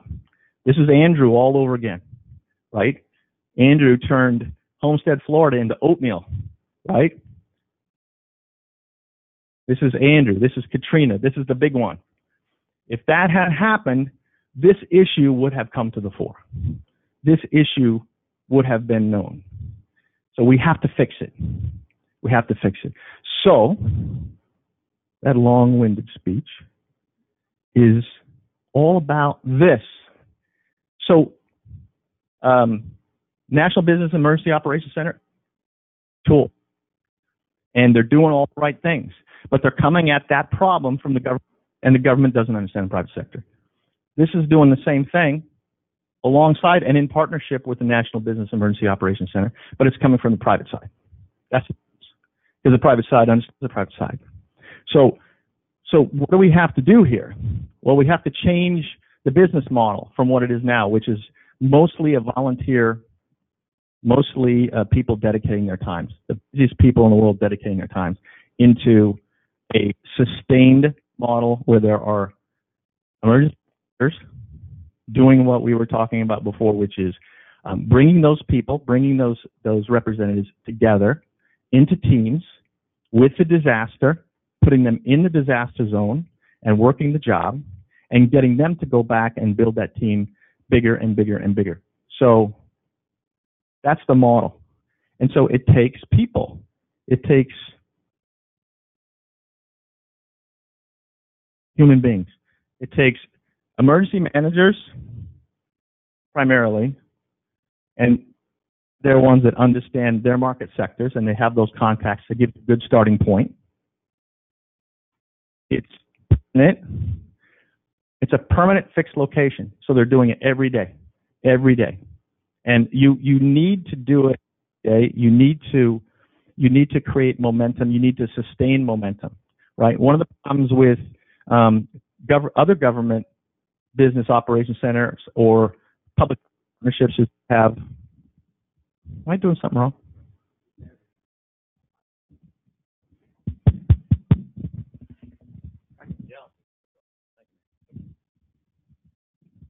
The problem with emergency management in the United States of America is that it's drastically under-resourced. We need 15 times more emergency managers than we have.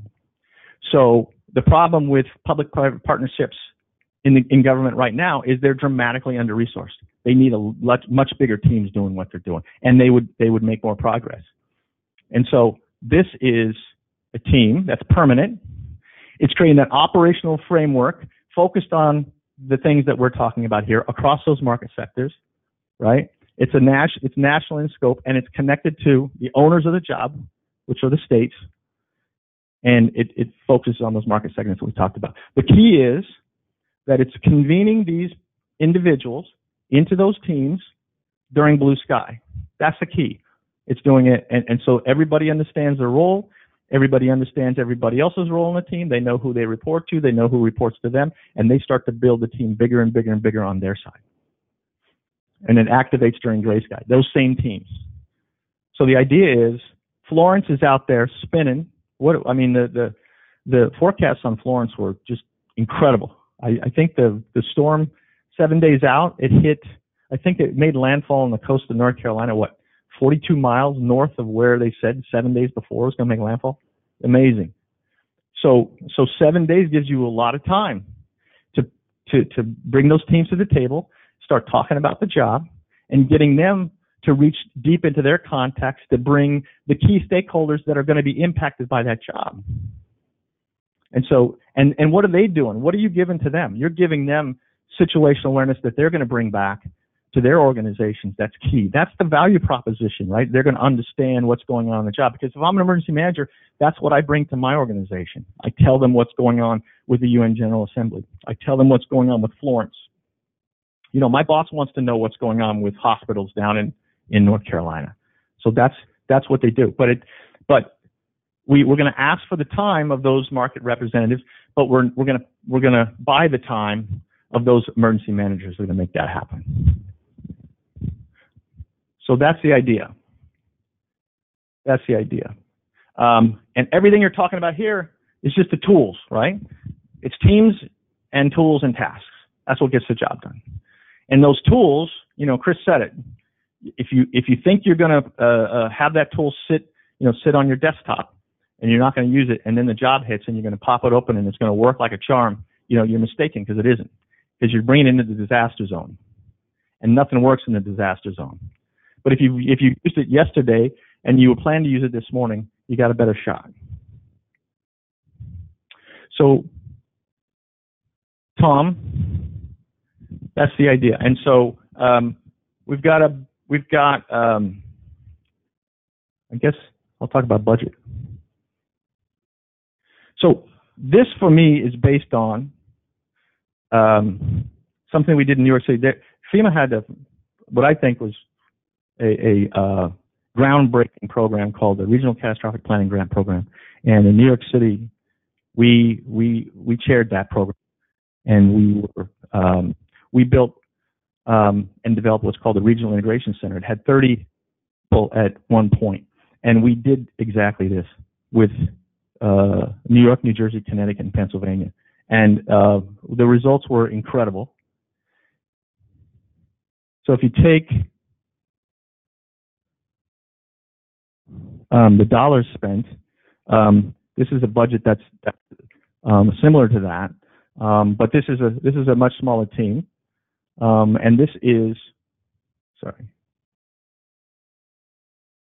So this is based on emergency managers focused on specific private sectors, and so there are dedicated emergency managers here, and that's really the bulk of the budget is PS costs associated with these individuals, and then the management of that, and then there's some associated costs with the facility, but really that's what it takes.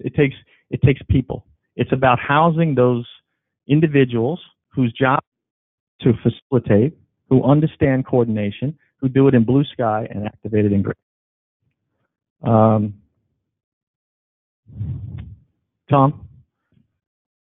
am I missing anything?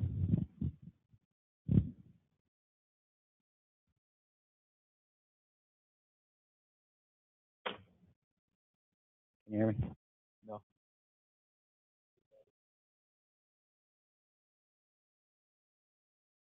Here we go. So the big idea here was we have done literally with hundreds of people in microbytes. All of you have been part of that, right? The idea now is, okay, as we expand, we work use cases, and we have to build a model, right, which we've tested a couple forms. So the board got together, put this together, and Jay, from your perspective, this was kind of the sustainment plan, right? And from the private sector, this may be new to some of you folks here, but we've been working this for a while, is sustaining, because the whole purpose to this approach was a public-private blue sky day capability that reduces the black sky day craziness in a nutshell. So the use cases. One leverage. the RIC that they set up in New York City was one of the most well-oiled machines. It was much bigger than what we're talking about, but it did coordination on planning and relationships, and they came up with, and we modeled that approach. We modeled that approach in the consortium on several fronts. That's what gave the foundation to the Fleet Working Group starting, because the Fleet Working Group is an example of that. And now that's being replicated in the state of Pennsylvania.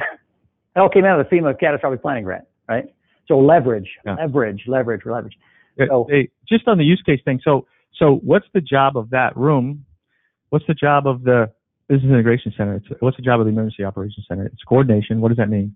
It means get the right resources in the right place at the right time, get the right information in the right place at the right time. And the last thing, and the most important thing, is find and solve problems. Consequence management, right? Find those problems, run at the job, and seek them out. Don't wait for them to find you when they're already white hot and too big to manage. Find and solve those problems. And so in New York City, you know, we've found and solved those problems. So you have to wrap a team around a problem. You can't wrap a person. So we had a blizzard in 2010 where the snow got so deep that the tow trucks got stuck, and then we sent front end loaders to pull the tow trucks out, and the front end loaders got stuck. And so the problem was, and we had a lack of tow trucks, so we created a tow truck task force. And that was a problem that emerged, and that tow truck task force is now integral for every job. We've got, in New York City, they have a down tree task force. They got task forces for all of these different problems that emerged in these past disasters. Those are use cases. They're just problems that need to be solved. So you can either identify it before the job, but typically what happens is you experience the pain, it becomes a pain point in a job, and so you wrap the task force around it. So that's just a use case. So it's information, tools to manage the information and the resources, and then teams to solve the problems based on use cases or based on a problem that shows up. I don't know. So the big idea here was we wanted to put this out to the group, answer questions. There's a long-term effort, okay? But at the end of the day, it's about sustaining, right? And what I think none of us want to be part of just another group that spun up and disappeared, okay? And anyway, so that was kind of the big idea. So I wanted to pause for a minute and invite questions, comments, shaping. This is the current thinking of how they're going to approach, and this is going to be a multi-year, 7-year out. We're looking at a 7-year program. So, Rob. We should start with someone else and come back to right now. Go ahead. Sorry. Okay, I'm sorry to be quiet. Let somebody else chime in. So, this is really exciting. I think, again, I just sent someone on an email saying, you know, government and the private sector, they're in the car together, but the government should really be in the back seat and let the private sector drive it. True story. A couple of reactions. One, just in concept, have you thought about, you know, maybe even going the Silicon Valley route and thinking about the exponential effect that this might have nationally? Go big. I guess that's kind of what I think. That's kind of my take. Have a very unique perspective on some of these kinds of events that you were describing. Every sector nationally, to some degree, is involved in what's going on in North Carolina right now and South Carolina. So while it's some degree a regional event, it's also a national event. And I think we kid ourselves by saying some of these regional events or state events aren't national events. They're national events.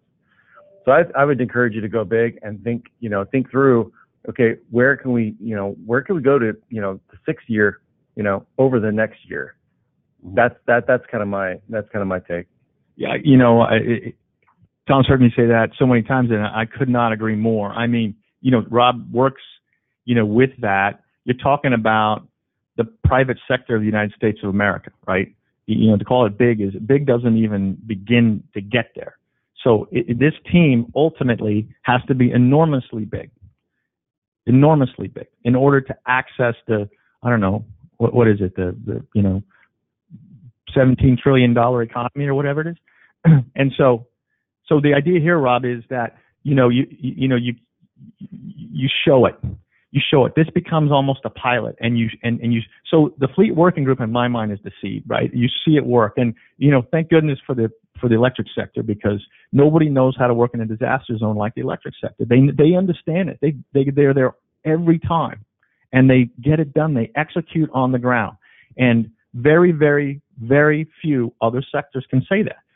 There are some. I guess Waffle House is the new hero, right? But Walmart does a great job. But 99.9% of the private sector does not execute well because they don't spend time in the disaster zone, right? So the idea here, Rob, and I couldn't agree with you more, is that we show this thing and it begins to show tangible results and gets noticed, and people see the benefits. When you see those benefits in the job, because that's what it's about improving performance on the ground. And when you see those things, I mean, you saw the emails coming out of Florence with the fleet working group. I mean, those are results. So the idea here is to show it, is to build it, drive it around, and have people see it. And then I think the resources will flow, and it will get big. Any other questions, comments? I got a lot of them, but so the other one is, how do we envision the environment? I see some competition, so there are other groups that are similar to this one. How do we coordinate with some of these other groups and make sure that we're not creating operational confusion? I've encountered that a little bit in this recent spin up, and that's something that I think that we just need to be cautious of, or just drive for clarity, maybe. Exactly, right? Because if you've got two groups working, it's worse than having none. And so in my mind, the best way is to drive to them and sit in a room and talk and spend time with them face to face, right, and understand, right? Because if they're working on the same thing, typically you're going to join forces. But if you don't, you're right, it becomes a conflict. And just we run into this all the time, and that's go back to the mission, leverage, right? That's the key word, leverage, not do. So if somebody we ran into, Rob, when we see that, we partner with them, okay? We try to leverage everything they've done so we don't recreate another mechanism. But the part of the effort was we discovered each other in the process, right? That's a win. So now the network expands. They do what they do well. We just leverage that. So I think that was I think when the SICE work group stood up that statement, that was the big thing. Let's not recreate anything. If someone's doing it, let's not do it. Let's leverage that. And that's how we can scale without $100 million budgets, right? Yeah. That's the whole point. Well, if we have not had a shortage of disasters. It seems like there's never a shortage of disasters. We've had a half a dozen hurricanes the last couple of years, and so the exercises become less important when you're working the job. You work that job and you work it again and again and again. Then that muscle memory just gets stronger and stronger, and you build the team bigger and bigger. And the team that gets brought in for Florence, those individuals that were brought in for Florence, they're working now on the Texas job, and the California job, and the Cascadia subduction zone job, right? Kelly? Yeah. I think one of the things to just keep in the back of everyone's mind is that I think the reason that the electric sector plays in the sandbox so well, not only with each other, but with other sectors, is we're not in competition with each other. So we're not competing with each other. Whereas when you get into these other sectors, there is a lot of competition between private and private, between each other. So we need to make sure that we keep that in the back of our mind, because we don't know how that's going to play out once you bring everybody into the fray. We've talked about it before with SICE, about the information sharing. We have no problem sharing our info. It's not because we're not in competition with each other, but they are. So I agree. I think we need to be cautiously pessimistic about that, unfortunately. I do agree, Jeff, with that. But I will say, this is not disagreeing with you, but it's, for me, having 9/11 be my first job is useful, right? Because the 9/11 class event, and you guys remember it, right? We got in a situation where our procurement people, they were just overwhelmed, and we needed stuff. And so we're sitting in there, and so how am I going to get this? How am I going to get that? And we just said, pick up the phone. We're just going to pick. And so we were Googling whatever we needed. We picked up the phone, and nobody said no. Nobody said no. And you know what the feeling was like in those days, right? Nobody's going to say no. And so that's a different job. That was a moment of national crisis. It was a catastrophic event. And for me, when we do planning, I like to plan at a catastrophic event level because I think it takes away a lot of the politics and it takes away a lot of the competition. Jeff's right, it will be there, but I think you start planning as if it isn't, and you create the muscle memory around it not being there. And then I think what you do is you actually, if you can build a machine that's going to scratch the surface of a catastrophic event, it's going to work well in any job. So, comments? Just a question. Vince? Curious from the sector integration. What, in your mind, what happens to one of those sectors to go from ongoing to mission capable? I know it's a high level. I'm just curious what your thoughts are on that. Well, mission capable is a team that is national in scope that can access the key stakeholders for that sector, and the major players that cover the. I don't think it has to cover the entire nation, but it's a national scope. So you've got the team, you've got the teams and the tasks and the tools to work the job, to do the coordination. So in essence, it becomes it's an operation center for that sector, right? But it's coherent, right? So I would say this, the Fleet Working Group for Power is in essence mission capable. It improves performance on the ground. But that's sort of top of mind thinking, Vince. I think that you can define that better. But for me, it's I've got all the right players on the phone and I'm having the right conversation at the right time. And I think part of the reason we wanted to have this out in the open, Vince, is we wanted to have the seed planted. So we want everybody to know the board is working on this and they want feedback. And mission capable for electric sector will be defined by the electric sector, not by government, not by the consortium. You all will define that because there may be things we've missed along the way that only folks that are in that sector would know. Same with medical, right? Medical has very common things. Everybody uses roads. Those things are common, right? But there's unique things like oxygen and the whereabouts and the location and the transport of that are unique to that sector that are like transformers or things, high water vehicles in this storm, right? Was kind of right. Yeah. There will be unique things and common things. Go back to the honeycomb, okay, in a sense, right? So what we're seeing is we have you all as advisors, okay? You all as part of this when you retire, right? Let's just put it on the table. We're not reinventing the wheel, right? We want to create opportunity for you. And DHS is behind this. DHS saw that and said, we don't need 21-year-old grad students. When I got John Shane, right, somebody's 30, 40 years. Now, John's not an employee of this yet, but John has given thousands of hours in kind. I'll guarantee you that.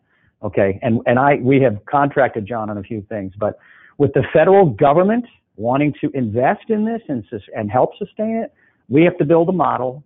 And before you build the financial model, you got to build a capability model. So we look to you all to advise the process. Today, we're just exposing you to it, right? So for some of you, it's like, okay, what the hell am I looking at? Okay, this is the North Star, right? At the end of the day.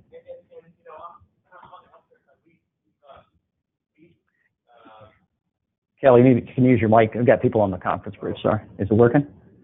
It's kind of half working. Every time I touch it, it kind of breaks. But we chair a group called the Academic Medical Center Emergency Management Consortium. And it's the top 15 academic medical centers in the nation, the Johns Hopkins and the Mayo Clinics and the Dukes and Penns and so that we're building that into this cell. And if we take that and we combine that with the major networks geographically, Intermountain Healthcare and these major networks, and we have a group like this that convenes in the job, and we're moving resources and we're moving information.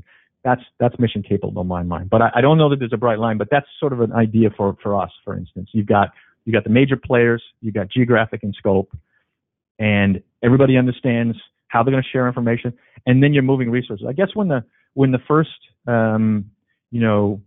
doctors and nurses teams from one hospital moves to another hospital in the middle of a job, that's going to be mission capable. That's happening now. It's just happening on an ad hoc basis.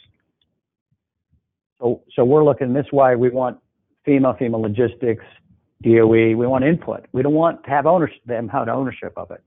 But we can see the whole drone piece, right? That is going to be a part of the honeycomb all to itself, right? That's going to be something much bigger than it is today. We know that. Opioid, active shoot, right? You can see this has to scale. I think the Fleet Works Group has been a great model because I think when all the companies and the states at that meeting in 2012 decided, let's get the electric sector humming. That's the tide that raises all ships. And we've been at it how long now? 3 years, 4 years? What is it? 5 years, right? Started in 2016, so it's actually I'm lost track, a few years. Anyway, the part of that was we had to learn where to work and where to stay out of. Key point. In the early days, we just wanted to solve the problem. We didn't realize we stepped right in the middle of a utility-state relationship, didn't even know it. And so we realized, okay, pull back. Remember that, Mike? I remember John saying, hey, whoa, time out. Okay, so we had to learn, go through that. So there's the culture part of the industry we had to learn, right? We knew the government side because we'd been working. So part of that is working through those nuances. But once we learned where to stay out of, right, then we just took off. And that just takes time. There's no way to do that on a conference call. That's just, we moved water from A to B and didn't realize we had just upset the whole process at that local county government because we put a call out, tractor trailers. We had 19 tractor trailers of water moving in there. We were like, yeah, victory. And all of a sudden we got, you know what? They don't need it there, idiot. They need it over there, and you just took the supply trying to help them. Okay. You got to know when and where, right? The right information to the right people. So we see a lot of people scrambling to help, but they do it in a vacuum. They claim victory, and all of a sudden all the hotel rooms are gone, but no one's in them, right? That's the kind of thing we're trying to avoid. So we wanted you guys to know where it's headed. This will be in a development for a while, but so we wanted to make sure. So we're going to, any other comments or input, recommendations? Okay, Rob? Just one last thing. So if you've been tracking what we're doing in the NBEOC, National Business Emergency Operations Center, for this activation for Olivia Florence and a couple of other things that never were named, we really worked hard to get the senior leadership brief posted to the dashboard of the NBEOC. And if you look at that, that was very hard to do. So hopefully get some feedback on how valuable that information is. But if you look at how that is structured, we've started to structure not on sectors, not on ESFs, but on those community lifelines of societal operating systems and also problems and challenges in a job, as you would put it, that we all need to kind of gravitate towards. So I'd just make maybe a slight recommendation to consider how that might affect this, because I really, my read is that that's the direction that we're going to go as a profession. So just want to just throw that out there. So I just agree with that so much, right? So the last piece. This is an emergency manager's thing, but you talk about an emergency operations center, and people are like, well, it's a command and control environment, right? People are being told what to do. And if you have a command and control, centralized command and control environment in a disaster zone, that's mission failure, right?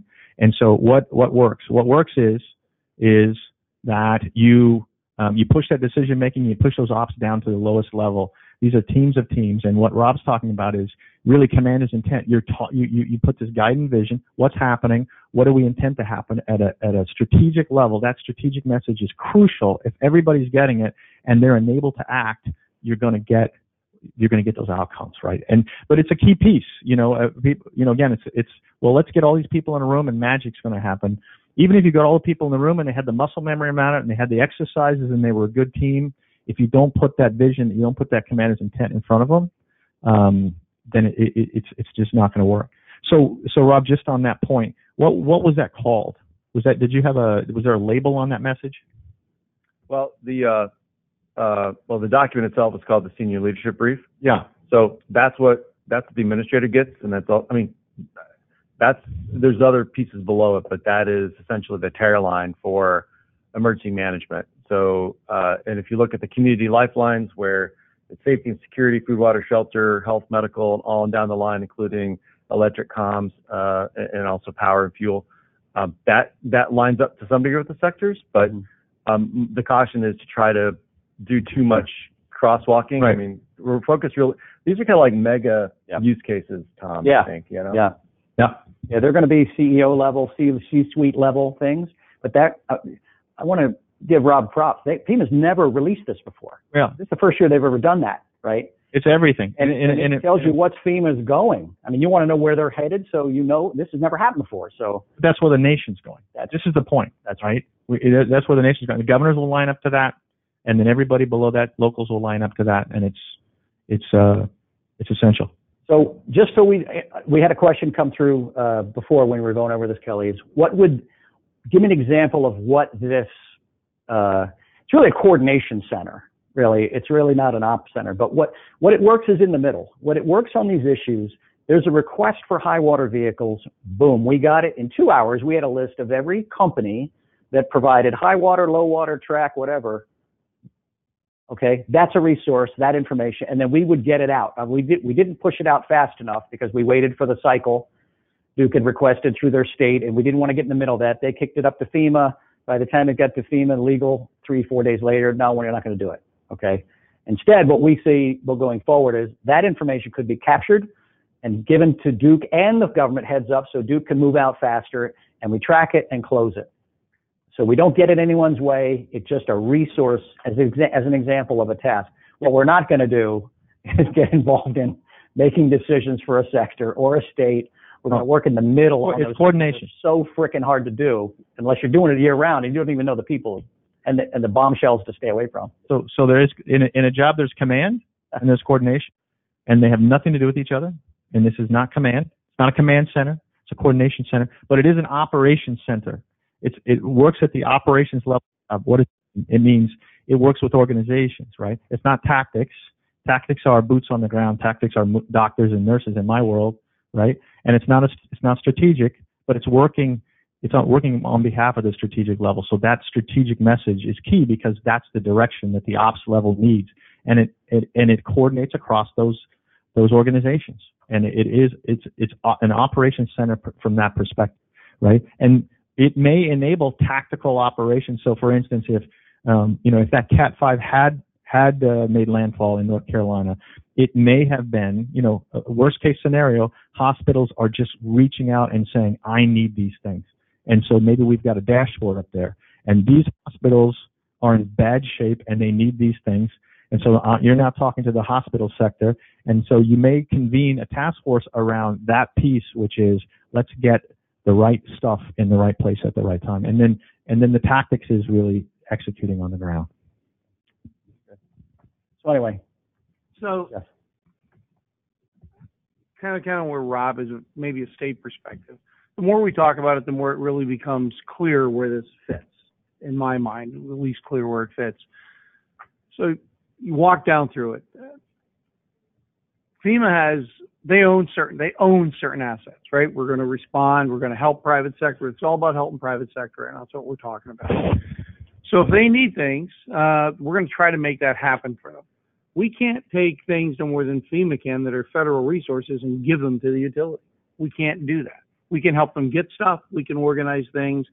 If we need to respond someplace to try to get something done so that it makes it easier for a private sector to do their job, we only control the people that we control. Mm-hmm.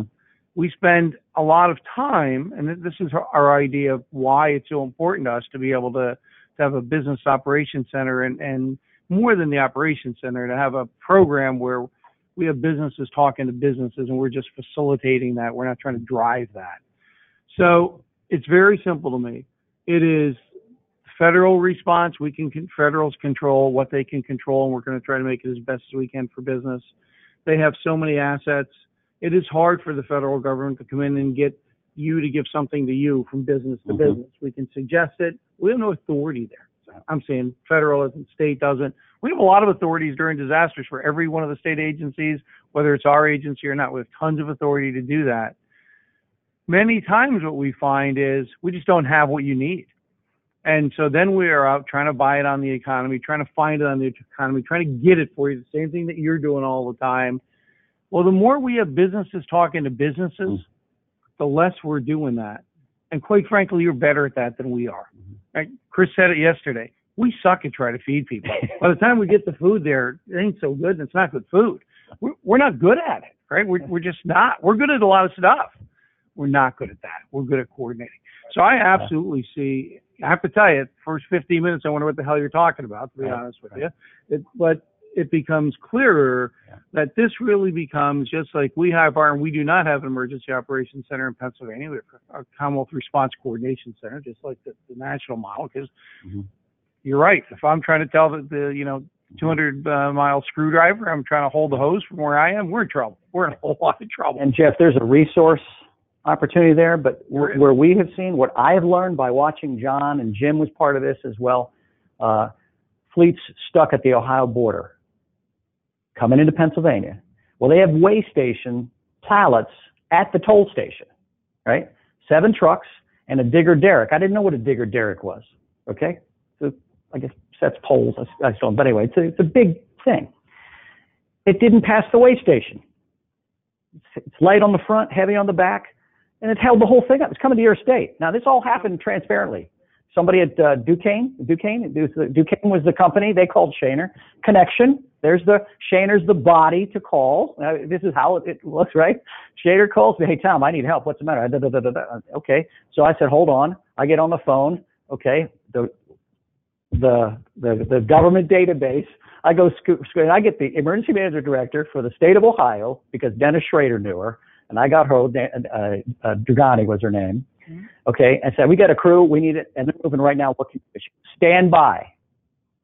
She goes, picks up the phone, and she calls state police.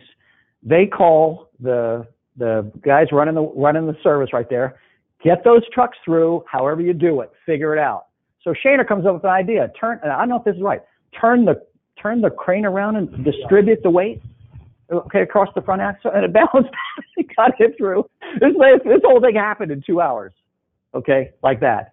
That's a coordinate. That's what the function of this would do. That, in my mind. Well, I see it a little different. Okay. We do that. That's my job, is to get that information and to get that within your state. That's right. Yeah. I have some control over those. Within your state, right. What I don't have control over is what you talked about, high water vehicles. Right. I can get a lot of high water vehicles. They all come with a big price tag, and they're the National Guard. Yeah. For me to tell them that you're going to go take an electric crew someplace, that's a bit of an issue sometimes. Yeah. It's way better if this unit could find a company that has high water vehicles that can hook them up with them, because that's what I'm going to try to do. Yeah. So if you're doing that, I can focus on the things I really have authorities to do. So Jeff, how many full-time paid staff are in the Pennsylvania Emergency Management Agency? 178. What's the this is right? We do way more than just. I'm not talking about 911 call centers. I'm not talking about fire. I'm talking about emergency management. You have 180. We're also the state administrative agency for almost every grant that comes through us. So. Homeland Security or all? Homeland Security. Okay, so you got 180 folks. What's the population of Pennsylvania? 12 million. 180 people for 12 million people. So compared to Ohio, I will just chime in to give a comparison. So in Ohio, and I think I was actually with Nancy during that time. Yes. We rough out around 100 to 110, and our population is roughly the same. I think we're like 11.5 million or something like that. Yeah. So not every state, even if you're looking at the same population, and there's certainly differences of metro areas that drive some of that too, but that also, I think, for private sector, that helps, I think, provide a comparison. I would also share that Duke Energy request for high water vehicles that we worked on really shoved things into the right category for us from a FEMA perspective. So right now, we're working on draft guidance, working with our council, and Jeff Byard is leading response and recovery to make it very clear what we can do, what we can't do, so that when you get that request, you know kind of like what the cost share might be. And so I think that from our perspective, we're trying to give as many tools as we can without over directing. And the tools are great. And I think, and as I said, I think the tools coming out of FEMA are terrific. But you need the teams and the tools, and you need to do the tasks. So I'm gonna ask you, keep picking on Jeff. How many individuals are dedicated to public-private partnerships in your agency? Well, we're going to talk about our model, right? So our model is a little different. So probably right now I would say Molly, me. You know, I'm really just kind of the enabler for this, trying to set some of the policy. Molly's the doer, and she's struggling with that. And quite frankly, we were smart enough to know we couldn't do it ourselves. We have a contract with All Hazards, and they've done some work for us because we're just not getting it done by ourselves. And that's because you can't. It's impossible. I know. And I mean, you're talking about the private sector of the state of Pennsylvania. I mean, what's that worth? How many billions of dollars? So Molly owns that. Many billions. What was that movie, Charlie Wilson's War? We're going to take on the Soviet threat. Who's going to do it? Me and this other guy? Yep. You know, it ain't happening. It ain't happening. And Molly, I know Molly's just, you know, as capable as you could be and as dedicated as you could be, but we need 35 Mollies at minimum. But the other thing that, again, I don't want to get into what we're going to talk about later, but it's the same thing with Rob. I should not be designing a program that's going to take care of every business in Pennsylvania. Mm-hmm. I need to design a program that's going to take care of the businesses in Pennsylvania that operate across different counties, and then help every county to have a program that's going to take care of the businesses, the Joe's Pizza Shop that operates with it. That's my responsibility, to give them the tools and what they need to do to have their program. I can't, no more than you can work on a Pennsylvania-specific business when you're trying to do national stuff. Can I work on Joe's Pizza when I'm trying to make sure that the multi-county or the national businesses that operate in Pennsylvania have the tools they need to get their job done? It's a matter of our use cases. You have to be able to get the job done, or you just never get anything done. So two more, and we'll take a break. Chris and Chris. So Chris, I want. All right. So just real quick, I'm just a simple dumb Marine. Okay. And so for me in this whole job, as Kelly's talking about, when I come into a new job like that for emergency management, and Kelly, I follow a lot of the same path Kelly did, from private to public to nonprofit to different levels of government. When you get in there, the first person you look for is Bubba, right? And everybody in here has a Bubba. Mike is a Bubba. I know that, right? Why? Why? Because the leadership says, we need to get this done. Call Bubba. Bubba knows everybody, right? Bubba's going to be able to get on the phone. He's going to get you what you need, okay? We all have them, all right? And my whole thing when I get into that organization is, who's Bubba? How do I take Bubba and put some process to Bubba, okay, and get 15 more that can do what Bubba's doing? Because this is what we have right now. So I said yesterday, Tom is Bubba for this whole process, okay? What Tom just gave an example. We call, somebody called and said they had a problem getting trucks from Ohio, and I know Nancy. I'm sure she'd do whatever she needs to, and Rob when he was there as well. But somebody had to call Bubba to make that phone call because they knew who to call, right? Process Bubba.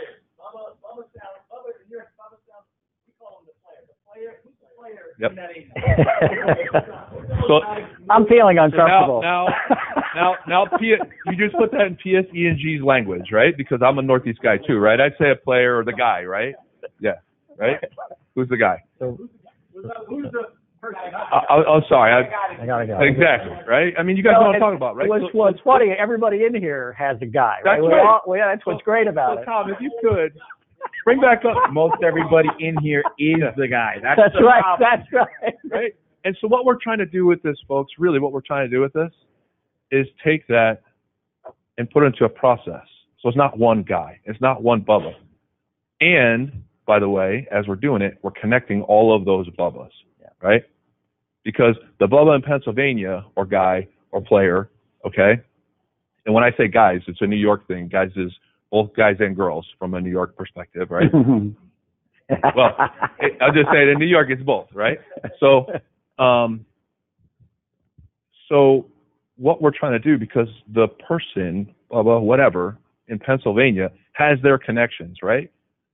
But then somebody has has connections to Maryland for them and has connections to Ohio for them, right? And it's this network thing, right?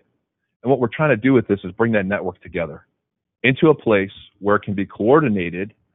So when Bubba runs out of the person to call, that's Bubba, okay? And it's in a process where the federal government from the NDOC perspective and FEMA, they understand what's going on. The federal government from a NIC perspective, working the infrastructure side of things, they know what's going on. And it's visible to everybody. And then this high water thing that we've been talking about, which really, if you fast forward this conversation, I'm telling you guys, you fast forward this 2 years from now, hopefully less, we're going to laugh at the fact that it was just these little high water vehicles, these 10 or something, 20, 30, whatever it was, vehicles that got moved from one private sector to another, because that's small. We can be doing so much more with that. When that's organized and when that's put together, and you've got the Bubbas connected, and the federal players that are working at their end can see what's going on with that and understand, I don't have to go there. Because trust me, you don't want them there. Okay? And they don't want to be there if they don't have to be there. So that's the point. I just wanted to bring up the Bubba thing, because for me, that's number one, walking into a job. So, yeah. Yeah. Chris, I'll give you the last comment and Yeah, we'll take a break. I was going to say something exactly along the lines of what Chris said, but I'm not a dumb Marine. I mean, I need to go join the Marines, because he encapsulated basically what I want to say. I mean, what I want to message to, especially our members, is this is not a solution looking for a problem. Your example of Duquesne and how that whole thing went down with getting those resources across the border, that wasn't you or AHC interjecting yourselves into a process that already exists that works very well. It was the other way around. It was a problem finding or looking for a solution. And I think the key point is that people are involved in that, and connections are involved in that, and the network is involved in that. So I guess my message to members is, this is not this group or this people around the table trying to get in your business. It is really finding the people who can bring the problems to then find the solution. Great. Okay, we're going to take a break for about 15 minutes. We ran long, but we're going to run short on our next session, so we'll be back on time. So grab some coffee, stretch your legs. Okay?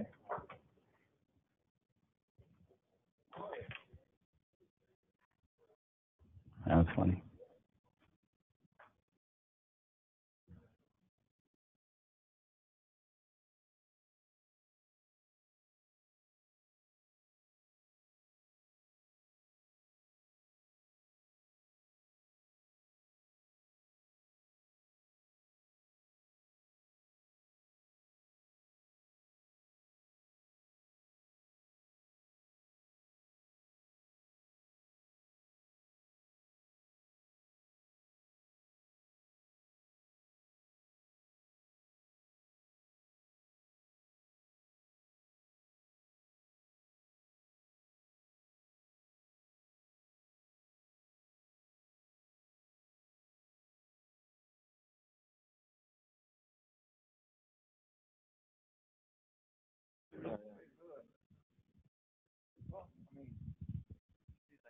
Yeah.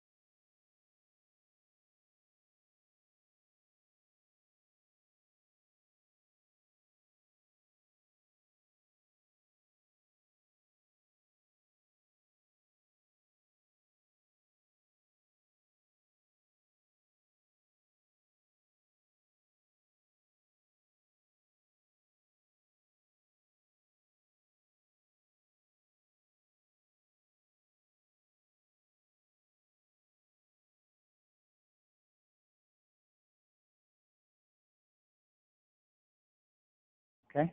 All right. Okay, folks, let's grab a seat. I'll do this first, and then Chris, and we'll turn it over to you. So,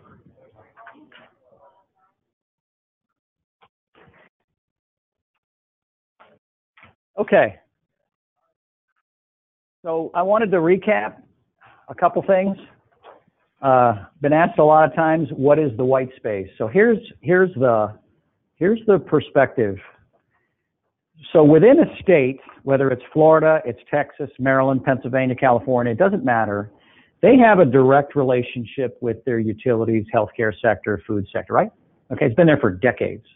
Okay, and that state has a relationship with their federal coordinating organization. And for example, in electric, it's the federal coordinating is DOE, right? If it's food, it's ag. If it's comms, it's FCC, right?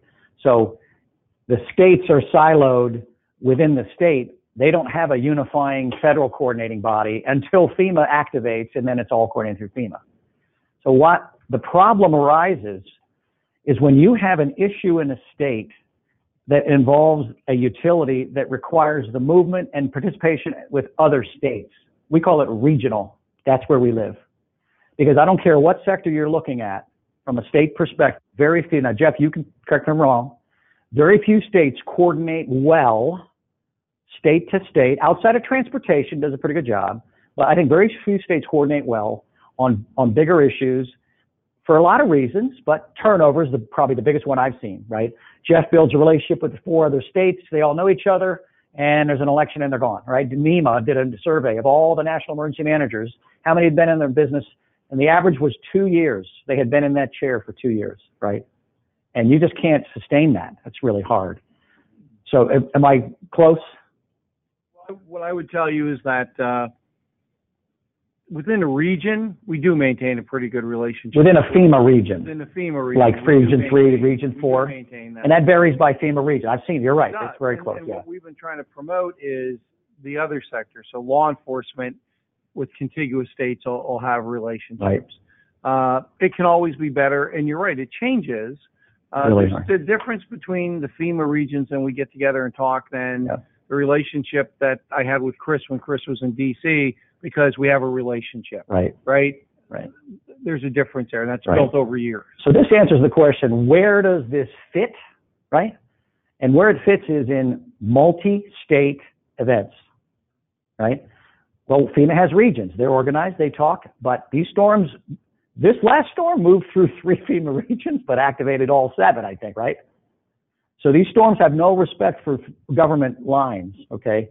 And the private sector has to operate across state boundaries, right? In the utility space, they have their footprint, right? And they don't compete because they're organized by, which is great. In comms, they're everywhere, and they do compete, right? In fuel, it's a little bit different, retail. So where's the white space of where the sites are concerned? We fit in between when you got an event that goes across multiple states, and those states have to coordinate. If they don't have to coordinate, we're not involved, okay? And why are we involved? Speed. Speed. That is our number one thing, speed and leverage, speed and leverage. And half the part of leveraging is knowing your bubbas. All of you are bubbas in a sense, right?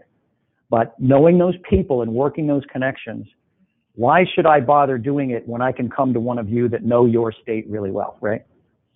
Doesn't make any sense.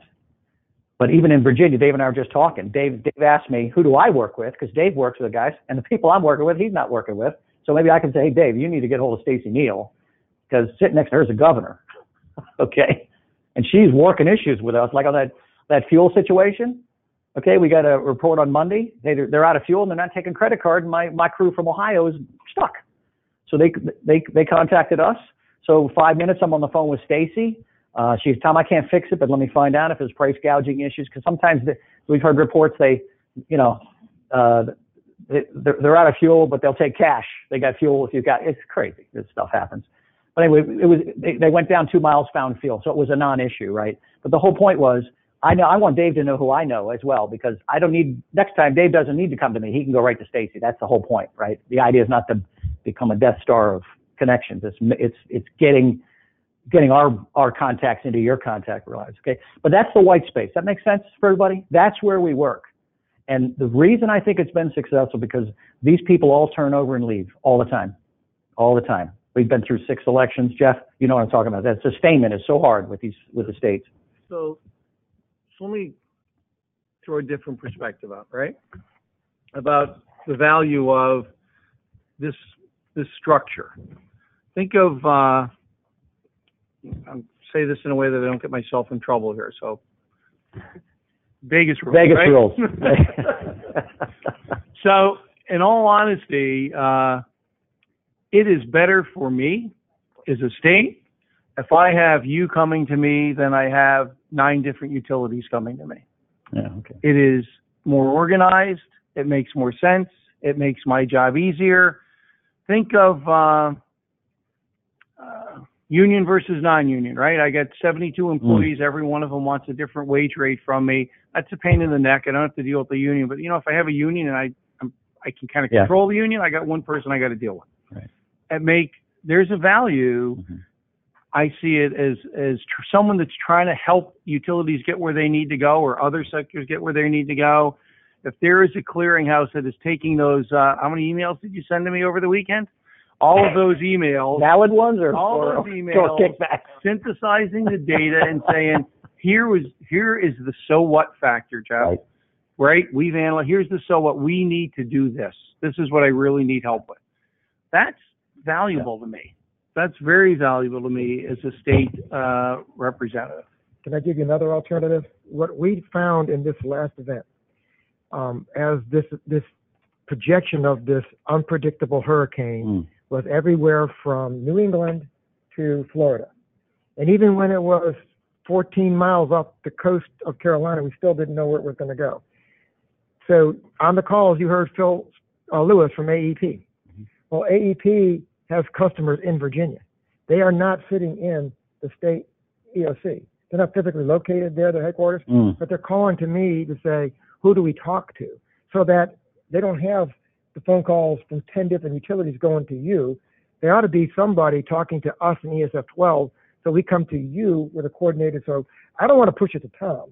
I want those discussions to happen with us internally because it's easy for you, but now Tom's got those 12 calls. Right. Where it really needs to be with us as an industry from a utility perspective, and probably the same for the hospital industries, and probably the same for the food industries. You guys want to be talking collaboratively together, so you're talking as one voice, right? That's exactly what do you right. call it? Unity of message, or unity of effort. I mean, that's our mantra. That's a different solution. So thank you, Dave. So this is the challenge. This is the white space we fill, and it's cross sector. We had the rail. CSX had a washout. That rail track was problematic. Only trouble was the train bringing the coal to the coal-fired plants couldn't get through. They had stopped service. So that's kind of a problem. Now, there wasn't a low inventory of coal, but there could have been, right?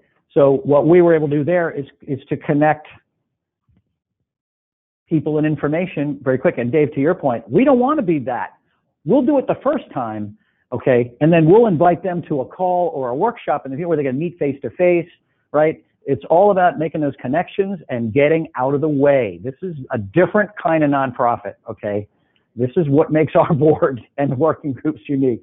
We don't want to be big, bad, and member. That's not what we want. We're going to stay light and nimble and connect people and get the hell out of the way and let them work it out, right? And so the whole point about this coordination ops center is to build and maintain those connections with the states and the sectors. And when it lights up, those people can know each other. We're testing something now. There's an app out there called Voxer. Anybody heard of it? Voxer? You ever heard of that? It's an encrypted, free download app.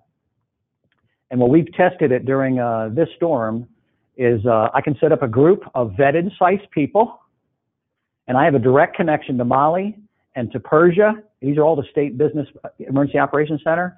So it allows me to text, send pictures, push to talk. It's really great, but it gives me instant access to a state EOC and them to us. Okay, and why is that important? Well, email, sometimes there's too much of it. And if there's a crew coming that needs help, we can get right in there. So we're testing all the time different things like that. So that's the white space. So how do we do this, right? How does this happen? Well, you're part of it. We do workshops, and we do calls, and we send up our working groups, or I like task force, Kelly. I love that, task force, right? You can set up and we stand them up and turn them off just like that to solve a problem, Okay. So the other question I think is important is after you assimilate, I was talking to Ed, after you assimilate everything, hang on a second here. Maybe this will be the concept part of our message, I think, from the board perspective is, this is the summary of the whole workshop. So planning and sustaining that with states and feds and commercial. This is ongoing. Without that, the connections aren't made, people retire, move on, and the whole thing breaks and it resets, right? And it's leveraging, it's putting a few people that coordinate all that and then leveraging more and more of it as it's out there, okay? So to do that, you need people.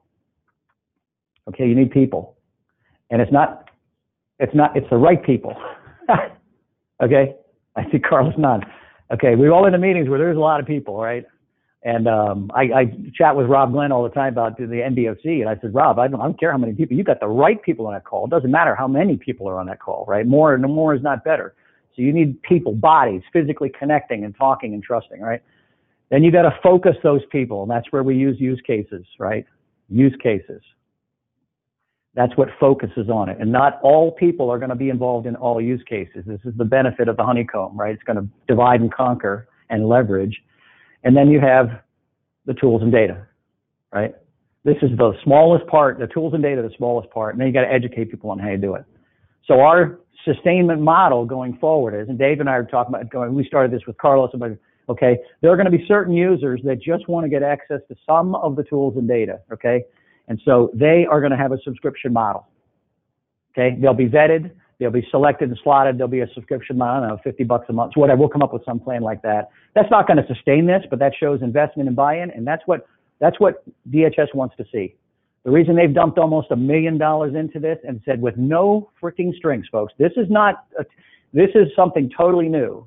When this thing came out, usually if you get a grant from the federal government, there's all kinds of strings, and I can tell you 30% of every dollar, you've got to hire a body and do the reporting and accounting, and this was totally different, okay?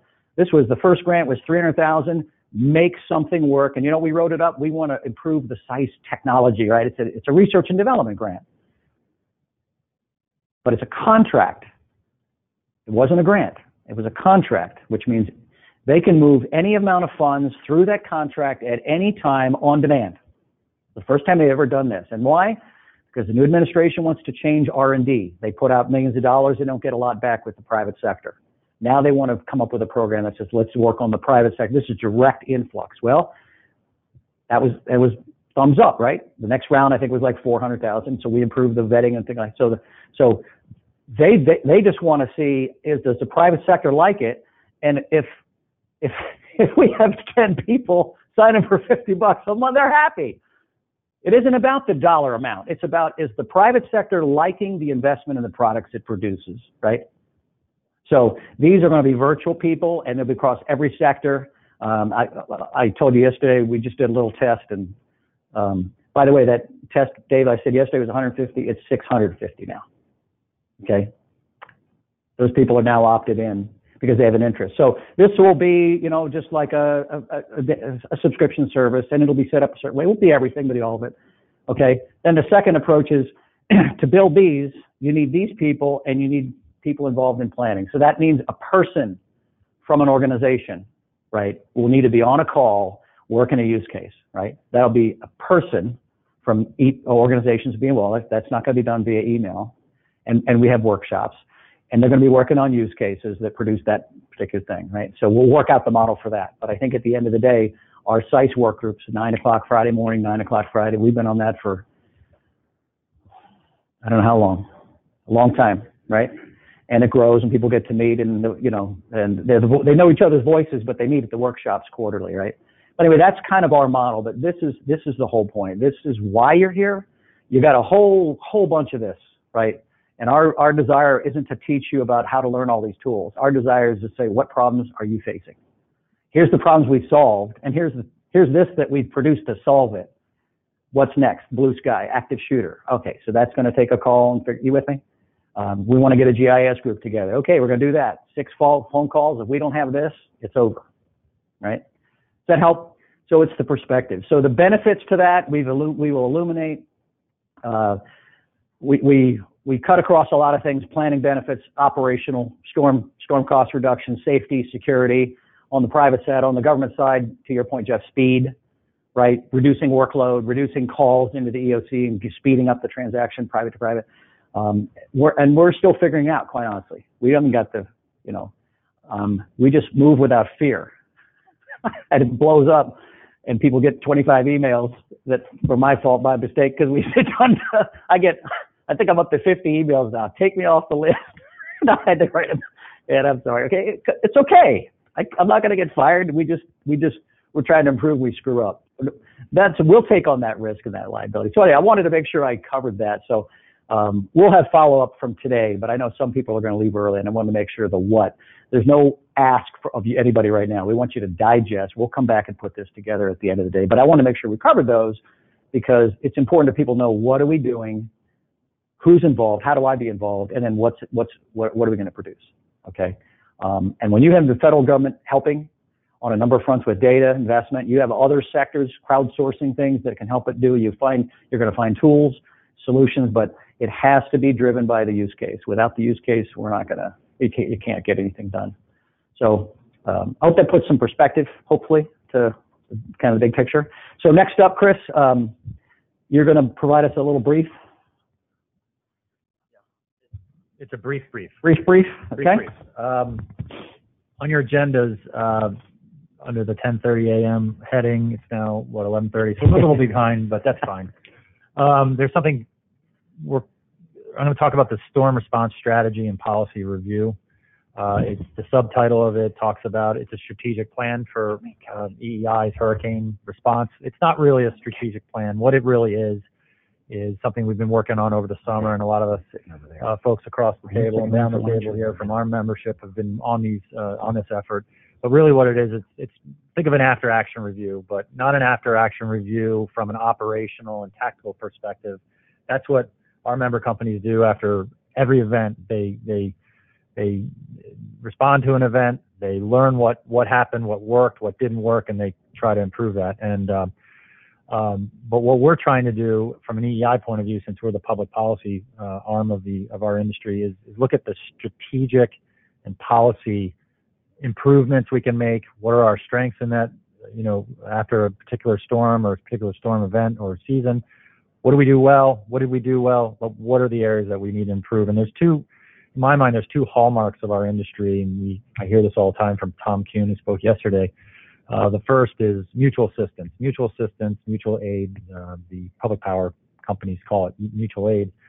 That's a hallmark of our industry. But also continually improving, continually making our operations more effective and efficient and safe. That's another hallmark of our industry, and that's really why our companies do after-action reviews. It's to continuously improve, to get better at what they do. They do a great job already, but there's always room for improvement. So after this historic hurricane season, 2017, Harvey, Irma, Maria, and we'll throw Nate in there as well. But also after a pretty historic winter storm season in 2018, we had 4 back-to-back nor'easters up in the Mid-Atlantic and Northeast. There were a lot of strategic and policy-focused things that EEI thought that we would want to start looking into. We don't typically do after-action reviews.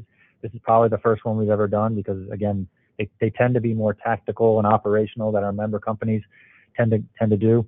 But we felt that because of the historic nature of this past hurricane season and winter storm season, that we wanted to also take a chance at an opportunity to look at that. So we've been involved with our members and APPA and NRECA, the other trade associations that represent our sector in this, again, after action review, but it's really a strategic and policy review. Why does it matter here? Obviously, people around the table care about Mother Nature and the events that took place this past year. But what this process elevated and illuminated was that one of the strengths, we came up with about 11 strengths that our industry has out of these storms, and I'll go through a couple of them, and also about 35 areas of improvements. And the fleet movement aspect of that was both an area that was a strength. We've improved in that area. We've done, if you look back to maybe Superstorm Sandy and even before that, I think that we've come light years ahead in perfecting and improving in fleet movement. But also there was a lot of opportunities that we can improve as well. So we plan to put this after action review or the strategic and policy review out this month. We're just getting the other trades right now, getting their final edits on it and comments, and then we're going to put it out. The report itself will be probably internal to our memberships, but we're going to create a public-facing document that kind of summarizes what this document has in it. Let me just go through some of the strengths that came out of this review. This review was conducted, again, with all of our members, APPA, NRECA, and EEI, about probably 35 phone interviews, and then we held a workshop in July to kind of pull it all together to get the report into good shape. Some key strengths that came out of the report are just our mutual assistance and mutual aid process. That is again, hallmark of our industry. It's a strength of our industry. We will, again, work to continuously improve it, but as of right now, we feel like it's one of those key strengths that came out of this past storm season. Sustained resource availability. When you have storms back to back to back to back, various regions of the country, and we're able as an industry to resource those storms and those events and that power restoration, that's a key strength of our industry. Not many industries can take multiple punches on the chin and be able to restore and respond to that type of event. Mass crew, I mentioned this before, mass crewman movement both inside and outside continental United States. We had Hurricane Maria where we were asked as an industry to support that effort, working with All Hazards, working with our members, working with the other trades. We were able to send over 600 bucket trucks and 1,500, I believe, resources to Puerto Rico. A lot of lessons learned out of that. However, we were able to do that, and we found that was a strength and also an area of improvement. The Electricity Subsector Coordinating Council and the role that council plays with our response, we felt, and our members felt throughout this process, that is also a key strength of our industry. To be able to get government and industry all on the same page, unity of effort, unity of message, very powerful, very important strength. The importance of customer communication and specifically the role that social media plays in that communication. I go back to Superstorm Sandy. I don't know if Twitter was being used, if Facebook was being used. It was probably fairly new technology, but our industry has really learned how to harness that technology and is using it to our advantage and to our customers' advantage. So I could go on and on about the strengths. Some of the areas where I think we identified some key improvements that need to be looked into, and again, this is not at the tactical and operational level, but more at the public policy and strategic level. One area is the access to spectrum. So, having that critical communications during events, leading up to events is very important, but there is a dearth of a lack of access from our industry to the necessary bandwidth or spectrum that's might be available. So how do we work with, whether it's the FCC or the NTIA, on how do we open up the commercial and government-owned spectrum to make more available to our membership and APPA and our ECA membership. This is one that actually Ileana raised during the process was, a lot of our members are proponents of the ICS structure system of how they organize around these events. One of the potential areas to improve is let's work with FEMA on how do we structure a process or a system that is utility focused, because the ICS system really is not a utility or did not grow out of our industry. We adopted it and adapted it, but how can we work with FEMA here in DC and also in the regions on creating a kind of utility-centric approach to that ICS system. Weather forecasting. We heard today about how accurate the weather forecast was for Florence. how, from a strategic and policy perspective, can we get either government weather forecasting investments or private weather forecasting investments focused on the impacts that weather would have on the utility infrastructure and critical infrastructure. How do we focus those investments? And I think EEI and APPA and NRECA, representing the other sectors of our industry, can work together on how do we make that focus come to bear. Fleet movement. I mentioned that fleet movement was identified as a strength, but it was also identified as an area that we can improve on. Specifically, the tolls and weigh stations. We made a lot of headway, but there's still things that we can do. Permitting, getting the appropriate waivers, the appropriate declarations. How can we improve that process? Priority access, the access to fuel when we're moving fleets, all those types of areas. And I think that this effort that we're meeting around today and with the All Hazards Consortium, the work we're doing, can help to put a finer point on that. So I just want to kind of very quickly go over the fact that, we have put this report together. It has surfaced, again, about 11 key strengths from our industry, but also even better is the 35 plus areas that we can improve upon. And again, as we seek to continually improve our industry, we're going to focus on those areas, and our member companies, the member companies of APPA and NRECA, as well as EEI, will continue to put focus on those areas and learn from them, and hopefully come out as even better at the end of that. So any questions about the report? Anything I said that didn't make sense or you need some clarification on? Sure, Dave. Chris, with when you talk about opening up spectrum when you're responding, does that include the FirstNet capability that they're looking to stand up for emergency managers? Yeah, that's interesting. So FirstNet's been around since maybe 2010. I don't know which piece of legislation that came out of, but that's basically creating an emergency response network, correct? A bandwidth, I guess, of communication spectrum. We were approached by FirstNet about 5 or 6 years ago, actually not as potential users of that spectrum, but as providers of infrastructure, so they could put the system up. And I don't think we've really engaged them that much since those early conversations. Again, we feel as though that we feel as though that our industry is like a first responder. Meaning that before first responders sometimes can go into the disaster area, you need to get communications up, you need to get electric power up. But I don't believe FirstNet has really carved out any specific niche for our industry in that system. The only thing I know so far about it is that they've contracted with AT&T as their prime contractor, so they have bandwidth.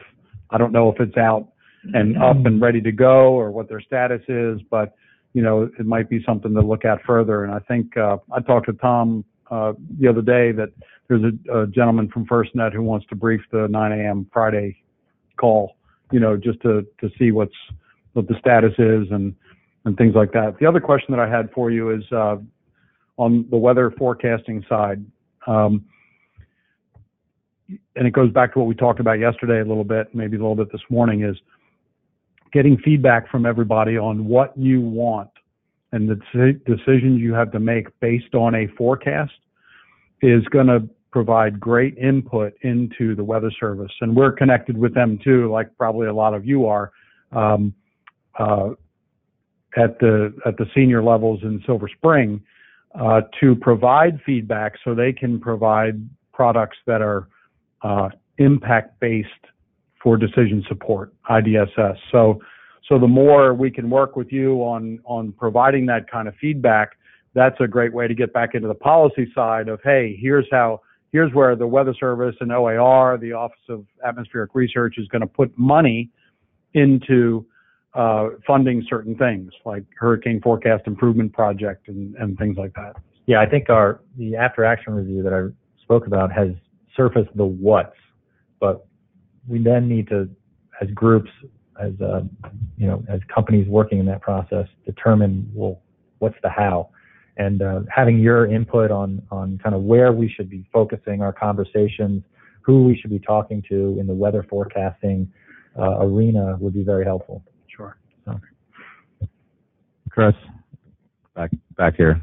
Hi, Chris McIntosh. I was actually the FirstNet point of contact for the Commonwealth of Virginia when the legislation was being passed. They're currently building that network. You are actually lumped into authorized users that was in the legislation, so you can use that network as they call it secondary users, but it is authorized. So talking to FirstNet would be pretty important, so you know where it's built, because it's being built as we speak, and it would be a resource available to you. Yeah, I appreciate that. I think when I first got wind of the FirstNet effort, again, it was 5-6 years ago, and the big question from our members was, can the technology allow for that sequencing of users? Meaning, are we going to get, as an electric power industry, are we going to get pushed out of the queue, I guess, or will we have a place in the queue and where that queue is? I think that the technology obviously has advanced incredibly since FirstNet was first put down in legislation. So it would be interesting to hear kind of where that stands and kind of the role that member companies of ours can play in that arena. So appreciate it. We're actually working on a pilot with them right now. And what they've kind of, in the state of Florida, they've actually, AT&T does have a grant and all the funding for everything. They have monies to upgrade to a 6 LTE and also additional funding for adding of additional towers. So the way that the hierarchy is supposed to go, it's police, fire, and then first responders. And it's, We're lower. We are lower. But here's our pushback to them is there is no guarantee that they will not continue to sell the space. So yes, industry's in, we'll buy, right? But if you're going to be sharing the space, then you're just going to create another avenue for congestion. So I think that still has to be resolved. Yeah, so I think as we develop these teams to work on these recommendations and action items, we'll want to definitely tap into the knowledge amongst our members, amongst yourself and Keith and others, on kind of how do we go about it and who do we engage with. So.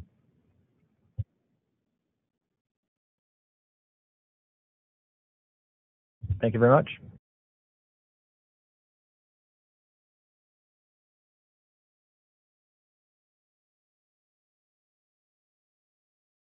Here we go. Okay.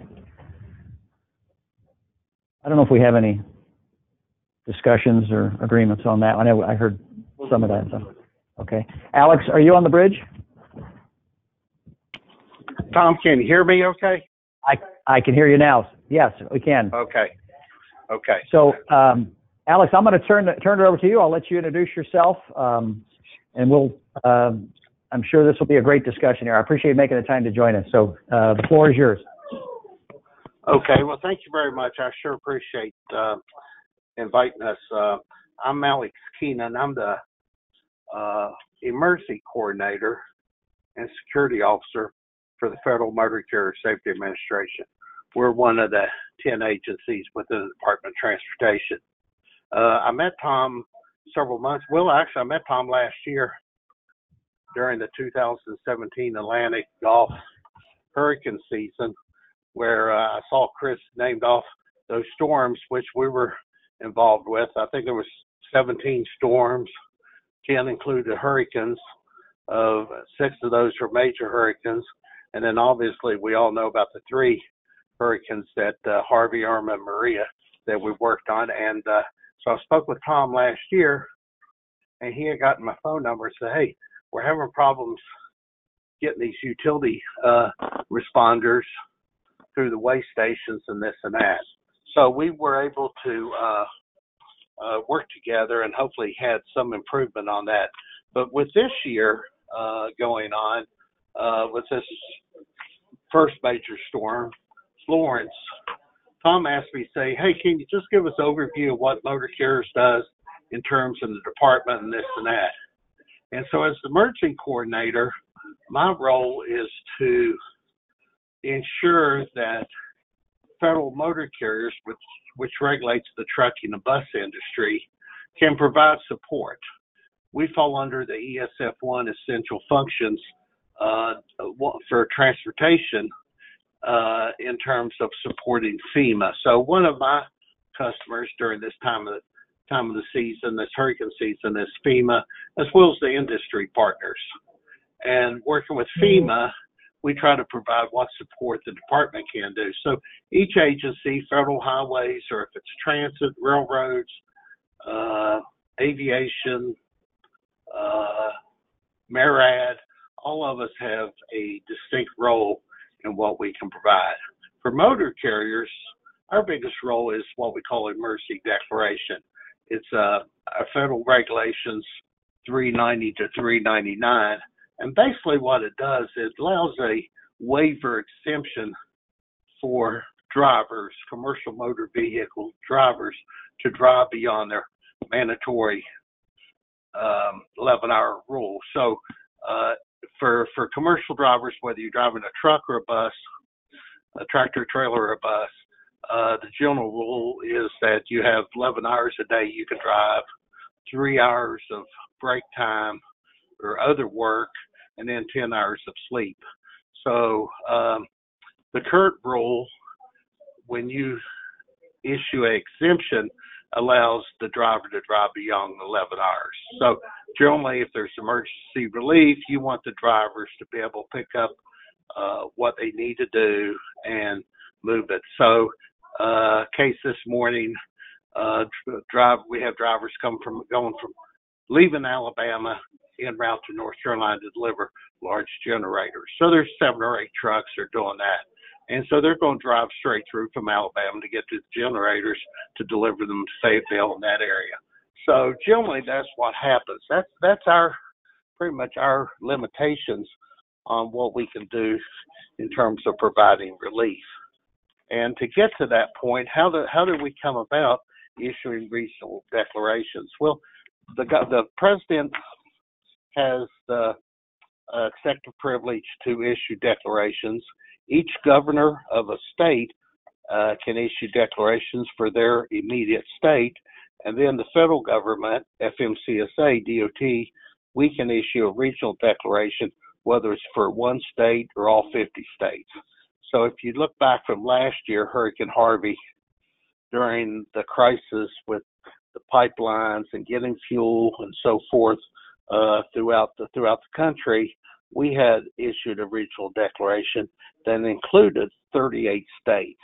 So for 30 days during those 38 state periods, fuel trucks could go to terminals, distribution centers, pick up their fuel, take it back home and deliver it. And that's basically the opportunity. Is, in a nutshell, it's one less burden upon the driver to have to worry about if I'm going to run out of hours of service while I'm delivering these emergency supplies. So that's basically what the declaration consists of. Now, when we issue a declaration, what factors do we take in consideration? And as Chris said, there's lots of things we talk about, but it's weather, forecasts, past storms, history. What do we know? What do we expect? Where the storm's going to hit? What's the population?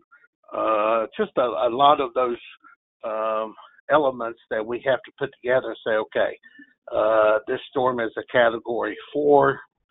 Expect it's going to hit this heavily populated area. We already know. We already know there's going to be a power outage. There's going to be flooding. There's going to be high winds. There's going to be trees down. Bridges are going to be knocked out. People are going to be injured, so forth. So what can we do as a federal agency to assist?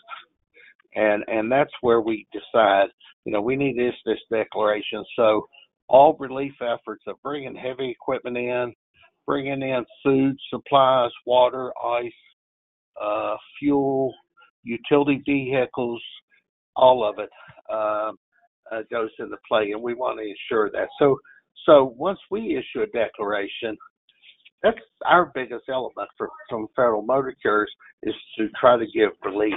Now, there's a lot of other things we look at. We work with FEMA. We provide situation support for them. We work with the utility companies on trying to figure out, help assist to get through the state process. And we know the waiver process, whether it's weigh stations, toll booths, inspections, how do we work around that? How do we support that? How do we work with the states to bring them together, to build that network, to build that partnership? So yes, there is a disaster, and we need the state supports to allow these carriers to get through. It's whether it's reporting damage assessments, the impacts on the storm, what does it have on the transportation industry? I-40's down, I-95's closed. Where do these trucks go? How far out of their way do they need to go from north to south and south to north and so forth? So there's a list of coordination that we do within the Department of Transportation, but it's a greater list of what we do outside the department. And that's in terms of FEMA, working with the states, the state emergency coordinators, the state Homeland Security directors, the state, the governor's office, work with the industry, the private industries. What can they do to provide support, and what can we do with them? And also it's working with individual truckers. We have an 800 toll-free number, and since last Thursday, we've gotten over 1,000 calls into this call center. We'll say, hey, I want to help. What do I need to do? I have this, or I'm transporting this from point A to B. What do I need to do? Have the states waive declarations. Now, we do have a emergency declaration page on our website, and we're improving that and adding more and more to it each day.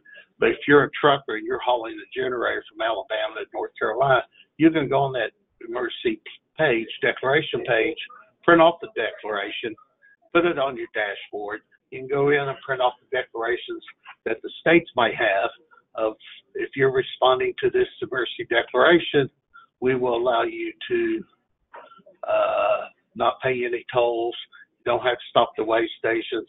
If you're overweight, we're going to waive that. There's no fee or cost on that. So I think compared from last year's storms, which went on for 7 weeks, and what challenges we had from the 2017 season to what we saw this past week in Florida, in North Carolina, South Carolina, has made a lot of improvement. I can tell from sitting where I sit at my desk, I can see a lot of improvement in things. So hopefully these partnerships that we are building together through the mutual assistance programs and others are starting to see some benefits. And I hope that's what I want to do, is to ensure that we are your partner in terms of these emergency situations, and what can Federal Motor Carrier do to make it easier for everyone to complete the mission. So that's kind of the short brief, Tom. If you got any questions or so forth.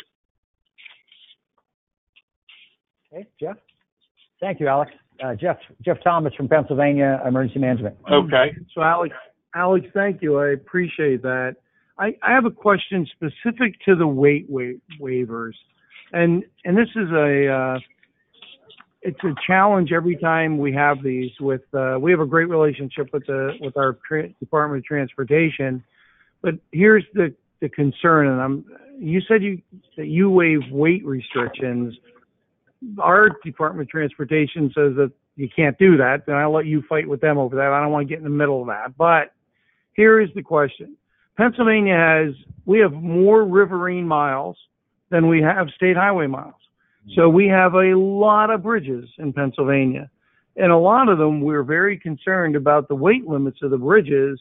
And this isn't about the state highways, because we all know the weights on those. It is about the 3-letter interstates, or the 3-letter roads. And to be honest with you, I've been doing this a long time, and I just don't know the right balance for that. No utility company wants their trucks going through a bridge, right? And we don't want anybody hurt. So we're trying It is not an easy question to answer, in all honesty. I know that, so my question is, when you talk about waiving weight restrictions, are you talking about strictly on interstate highways? Because that's a whole lot easier than when you get to 3-number roads. Yeah, Jeff, let me go back. I didn't want to misquote. We, the federal government, do not waive weight restrictions. That's a state. So maybe you misinterpreted what I was trying to say, and maybe I didn't say it clear enough. Only thing the federal government, for at least federal motor carriers, is we only waive the hours of service. So that means a driver can drive beyond their 11 hours. But for the weight, that's strictly a state issue. That's not a federal government issue. So I want to make sure we stand corrected on that we do not waive the height and weight. You have to go to the individual state to do that. Does that make sense? It makes a lot of sense, and I'm looking at Tom and the rest of the folks when we talk about use cases, because we talk about routing, at least to get to on a through state, right? Different than when it's in your state. Yeah. That's something, Tom, in all honesty, that we should really put some effort into, because if I know the routes north to south and east to west, we can probably make sure that that's done in advance. Yeah. And as long as you're on these routes, weight doesn't matter, right? Well, certain weights matter forever. Yeah. We are putting together one of the agencies within the department is the Bureau of Transportation Statistics. It's a small agency within the Department of Transportation, but we're working on an app, and the app is going to have that. Tom had asked me the other day, do you have an app? Do you know where all the weigh stations are? And the short answer is yes. But do we have it on something I can send you? No, because it's an individual state. So when we get in with the states, and so my agency, there's two things we want to do. We want to be able to develop a commercial motor vehicle routing map that if a storm hits Miami, how do you get out or in southern Florida? If a storm hits North Carolina, what's the routes to get in and out? And that's what we're working on. So I could give that to you and say, listen, the storm hit in Wilmington, here's the routes you need to do. It's all interstate. Here's the number of weigh stations. We've already contacted the weigh stations. We've asked them to work with us to allow the utility fleet movers to go through that process, to not have to stop at the weigh stations, to have to stop at the tolls, to give you a complete process, a free ticket from leaving Indiana to North Carolina. So that's it. Now it's a challenge to get the states to come to the table and say, I think it's a good idea. And for those that were involved in Sandy, Sandy was a nightmare. We had, utility trucks stopped at the New Jersey Turnpike, here's how much you got to pay to get through. It was just a whole bad situation. But if you know that if we know ahead of time, here's the routes you need to take, and it's an open route for you, it's clear. The state is, the state will provide an escort. I mean, is there a time that the state will provide you an escort through the state because of being emergency responders? I mean, maybe that's what we need to look at, and so forth. Because the biggest challenge I hear is, we got to stop at the weigh station, the state this, and it's a cumbersome process of getting from point A to B. It's one, So I want to make sure you're clear that we, the federal government, does not waive. That's a state issue on the waiving of height and weight. Okay, good. Yeah, no, we got that. And I think one of the things, too, the electric sector, Alex, by the way, I don't know if you know this, they're exempt from hours of service. By all means. I didn't know that. I didn't know that. Yeah, at least that's my current understanding, right? Okay? No, you're correct. But what your regional declaration does, it allows them a pass to move through the non-impacted or the pass-through states faster, right? That's that correct. simplifies a lot for the electric sector. Now, I don't want to leave out medical health and everything else, but when you issued that declaration as early as you did, we got that out, and that for a lot of people, they can start moving faster, sooner, right? It's all about speed, that's correct. Legal and safety certainly. So I think having you guys expand the coverage of that was really helpful, and getting it out early is very helpful. Let me open it up for questions or comments here with Alex here. They're working on an app. I think that was a new thing. Are there some other things we could use from them? I mean, they have direct connect to the state weigh stations, so they can send notifications of ours to them very instantly. Are there some other input or recommendations for Alex from anybody in the private sector? We have a visit tomorrow, I think, to your operations center. I believe so. I believe we're still on, tomorrow? right? Yeah, I'll be Yeah, here. we're still so, on. Yeah. Okay, we're still on for that. Yeah. So And, we'll provide. I'll send an update out, Alex, to the group. But I think knowing what you have in the data sets you have access to, I think can be very helpful. Yeah, by all means, and there is a element in our regulations. I'll make sure you get a copy of it, Tom. That says the power utility companies, responders, pretty much have a free rein to when they see emergency arise, they can just get in their trucks and go. And they are away from our service because we all know restoring power is probably the number one. Besides, getting people out of harm's way, that's probably the number one service and emergency response to ensure we can get it going. So, yeah, and, as I stated before, anything we can do from a federal motor carrier perspective is assisting with the mission and so forth. We do want to be your partner, and I want you to ensure that you can call me and say, hey, here's the concern we have. What can you do to help us? Excellent. Well, it paid dividends on this one, I can tell you, Alex. So, okay. Question. Well, Molly has a question for you here, real quick. Okay. Hi, this is Molly from Pennsylvania Emergency Management. I want to clarify something, and it's because when we have a declaration in Pennsylvania, PennDOT will at times add restrictions. And when that happens, we do need to provide hours of service waivers to electric utilities. So I want to clarify that it's not utility companies have a free pass if there's a declaration. If the state transportation agency has added additional restrictions, that's when we do need to do a waiver. Right. Yeah. I believe. That's correct. Yeah. And one of the other things, besides adding a app to this process that we're developing, is to send out a template to each of the states. I have a template that we've worked on to say, if you're going to issue an emergency declaration, please look at this template that FMCSA provided and just fill in the blocks and fill in the blanks, because we understand, the executive changes that go on in every state. You get new governors, new staffs in there all the time, and people are trying to, figure out how do we issue a declaration, what should go in it, and so forth. So I've seen declarations issued, then they turn around the last paragraphs as well. But, you question whether it was issued or not.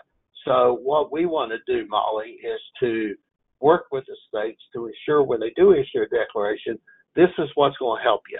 This is what you really need, and this is what should be in there. And try not to restrict it to get it very restrictive. From federal motor carriers, our regional declarations compared to today and what was in place 10 years ago has changed a lot. We've really tried to open it up to where these drivers have a lot of flexibility, to respond, because we want them to respond. We don't want to restrict them and have them sitting on the side of the road with supplies because they run out of our service. Great. I know from the state perspective, in the past 2 years, that we've seen the regional declaration come out has been incredibly helpful. And I've heard it Well, from that's great. utilities That's good to hear. because, Yeah. it means our PennDOT has the position that if there's a regional, they don't need to do one. And That's it's, right. It's That's right. tremendously helpful. That's right. And we get a lot. I get a lot of feedback from just this week from the states. I'm glad you issued one because it relieves some pressure on us and it's covered. And if we issue one, it's a serious situation. You know, we want to make sure that it's going to benefit people and it's going to help the people that need the help and so forth. So that's good news. Very good. So, Tom, I just one maybe point of clarification, and maybe I'm wrong here. In the hours of service waiver for the utilities, I think it covers the utilities and their contractors when responding to an emergency. And Yes. Okay. Thank you. Yeah, and that was a question a while back. There was a question, the question was, I'm a contractor and I'm carrying utility poles because they need utility poles, and am I covered? And the answer is yes.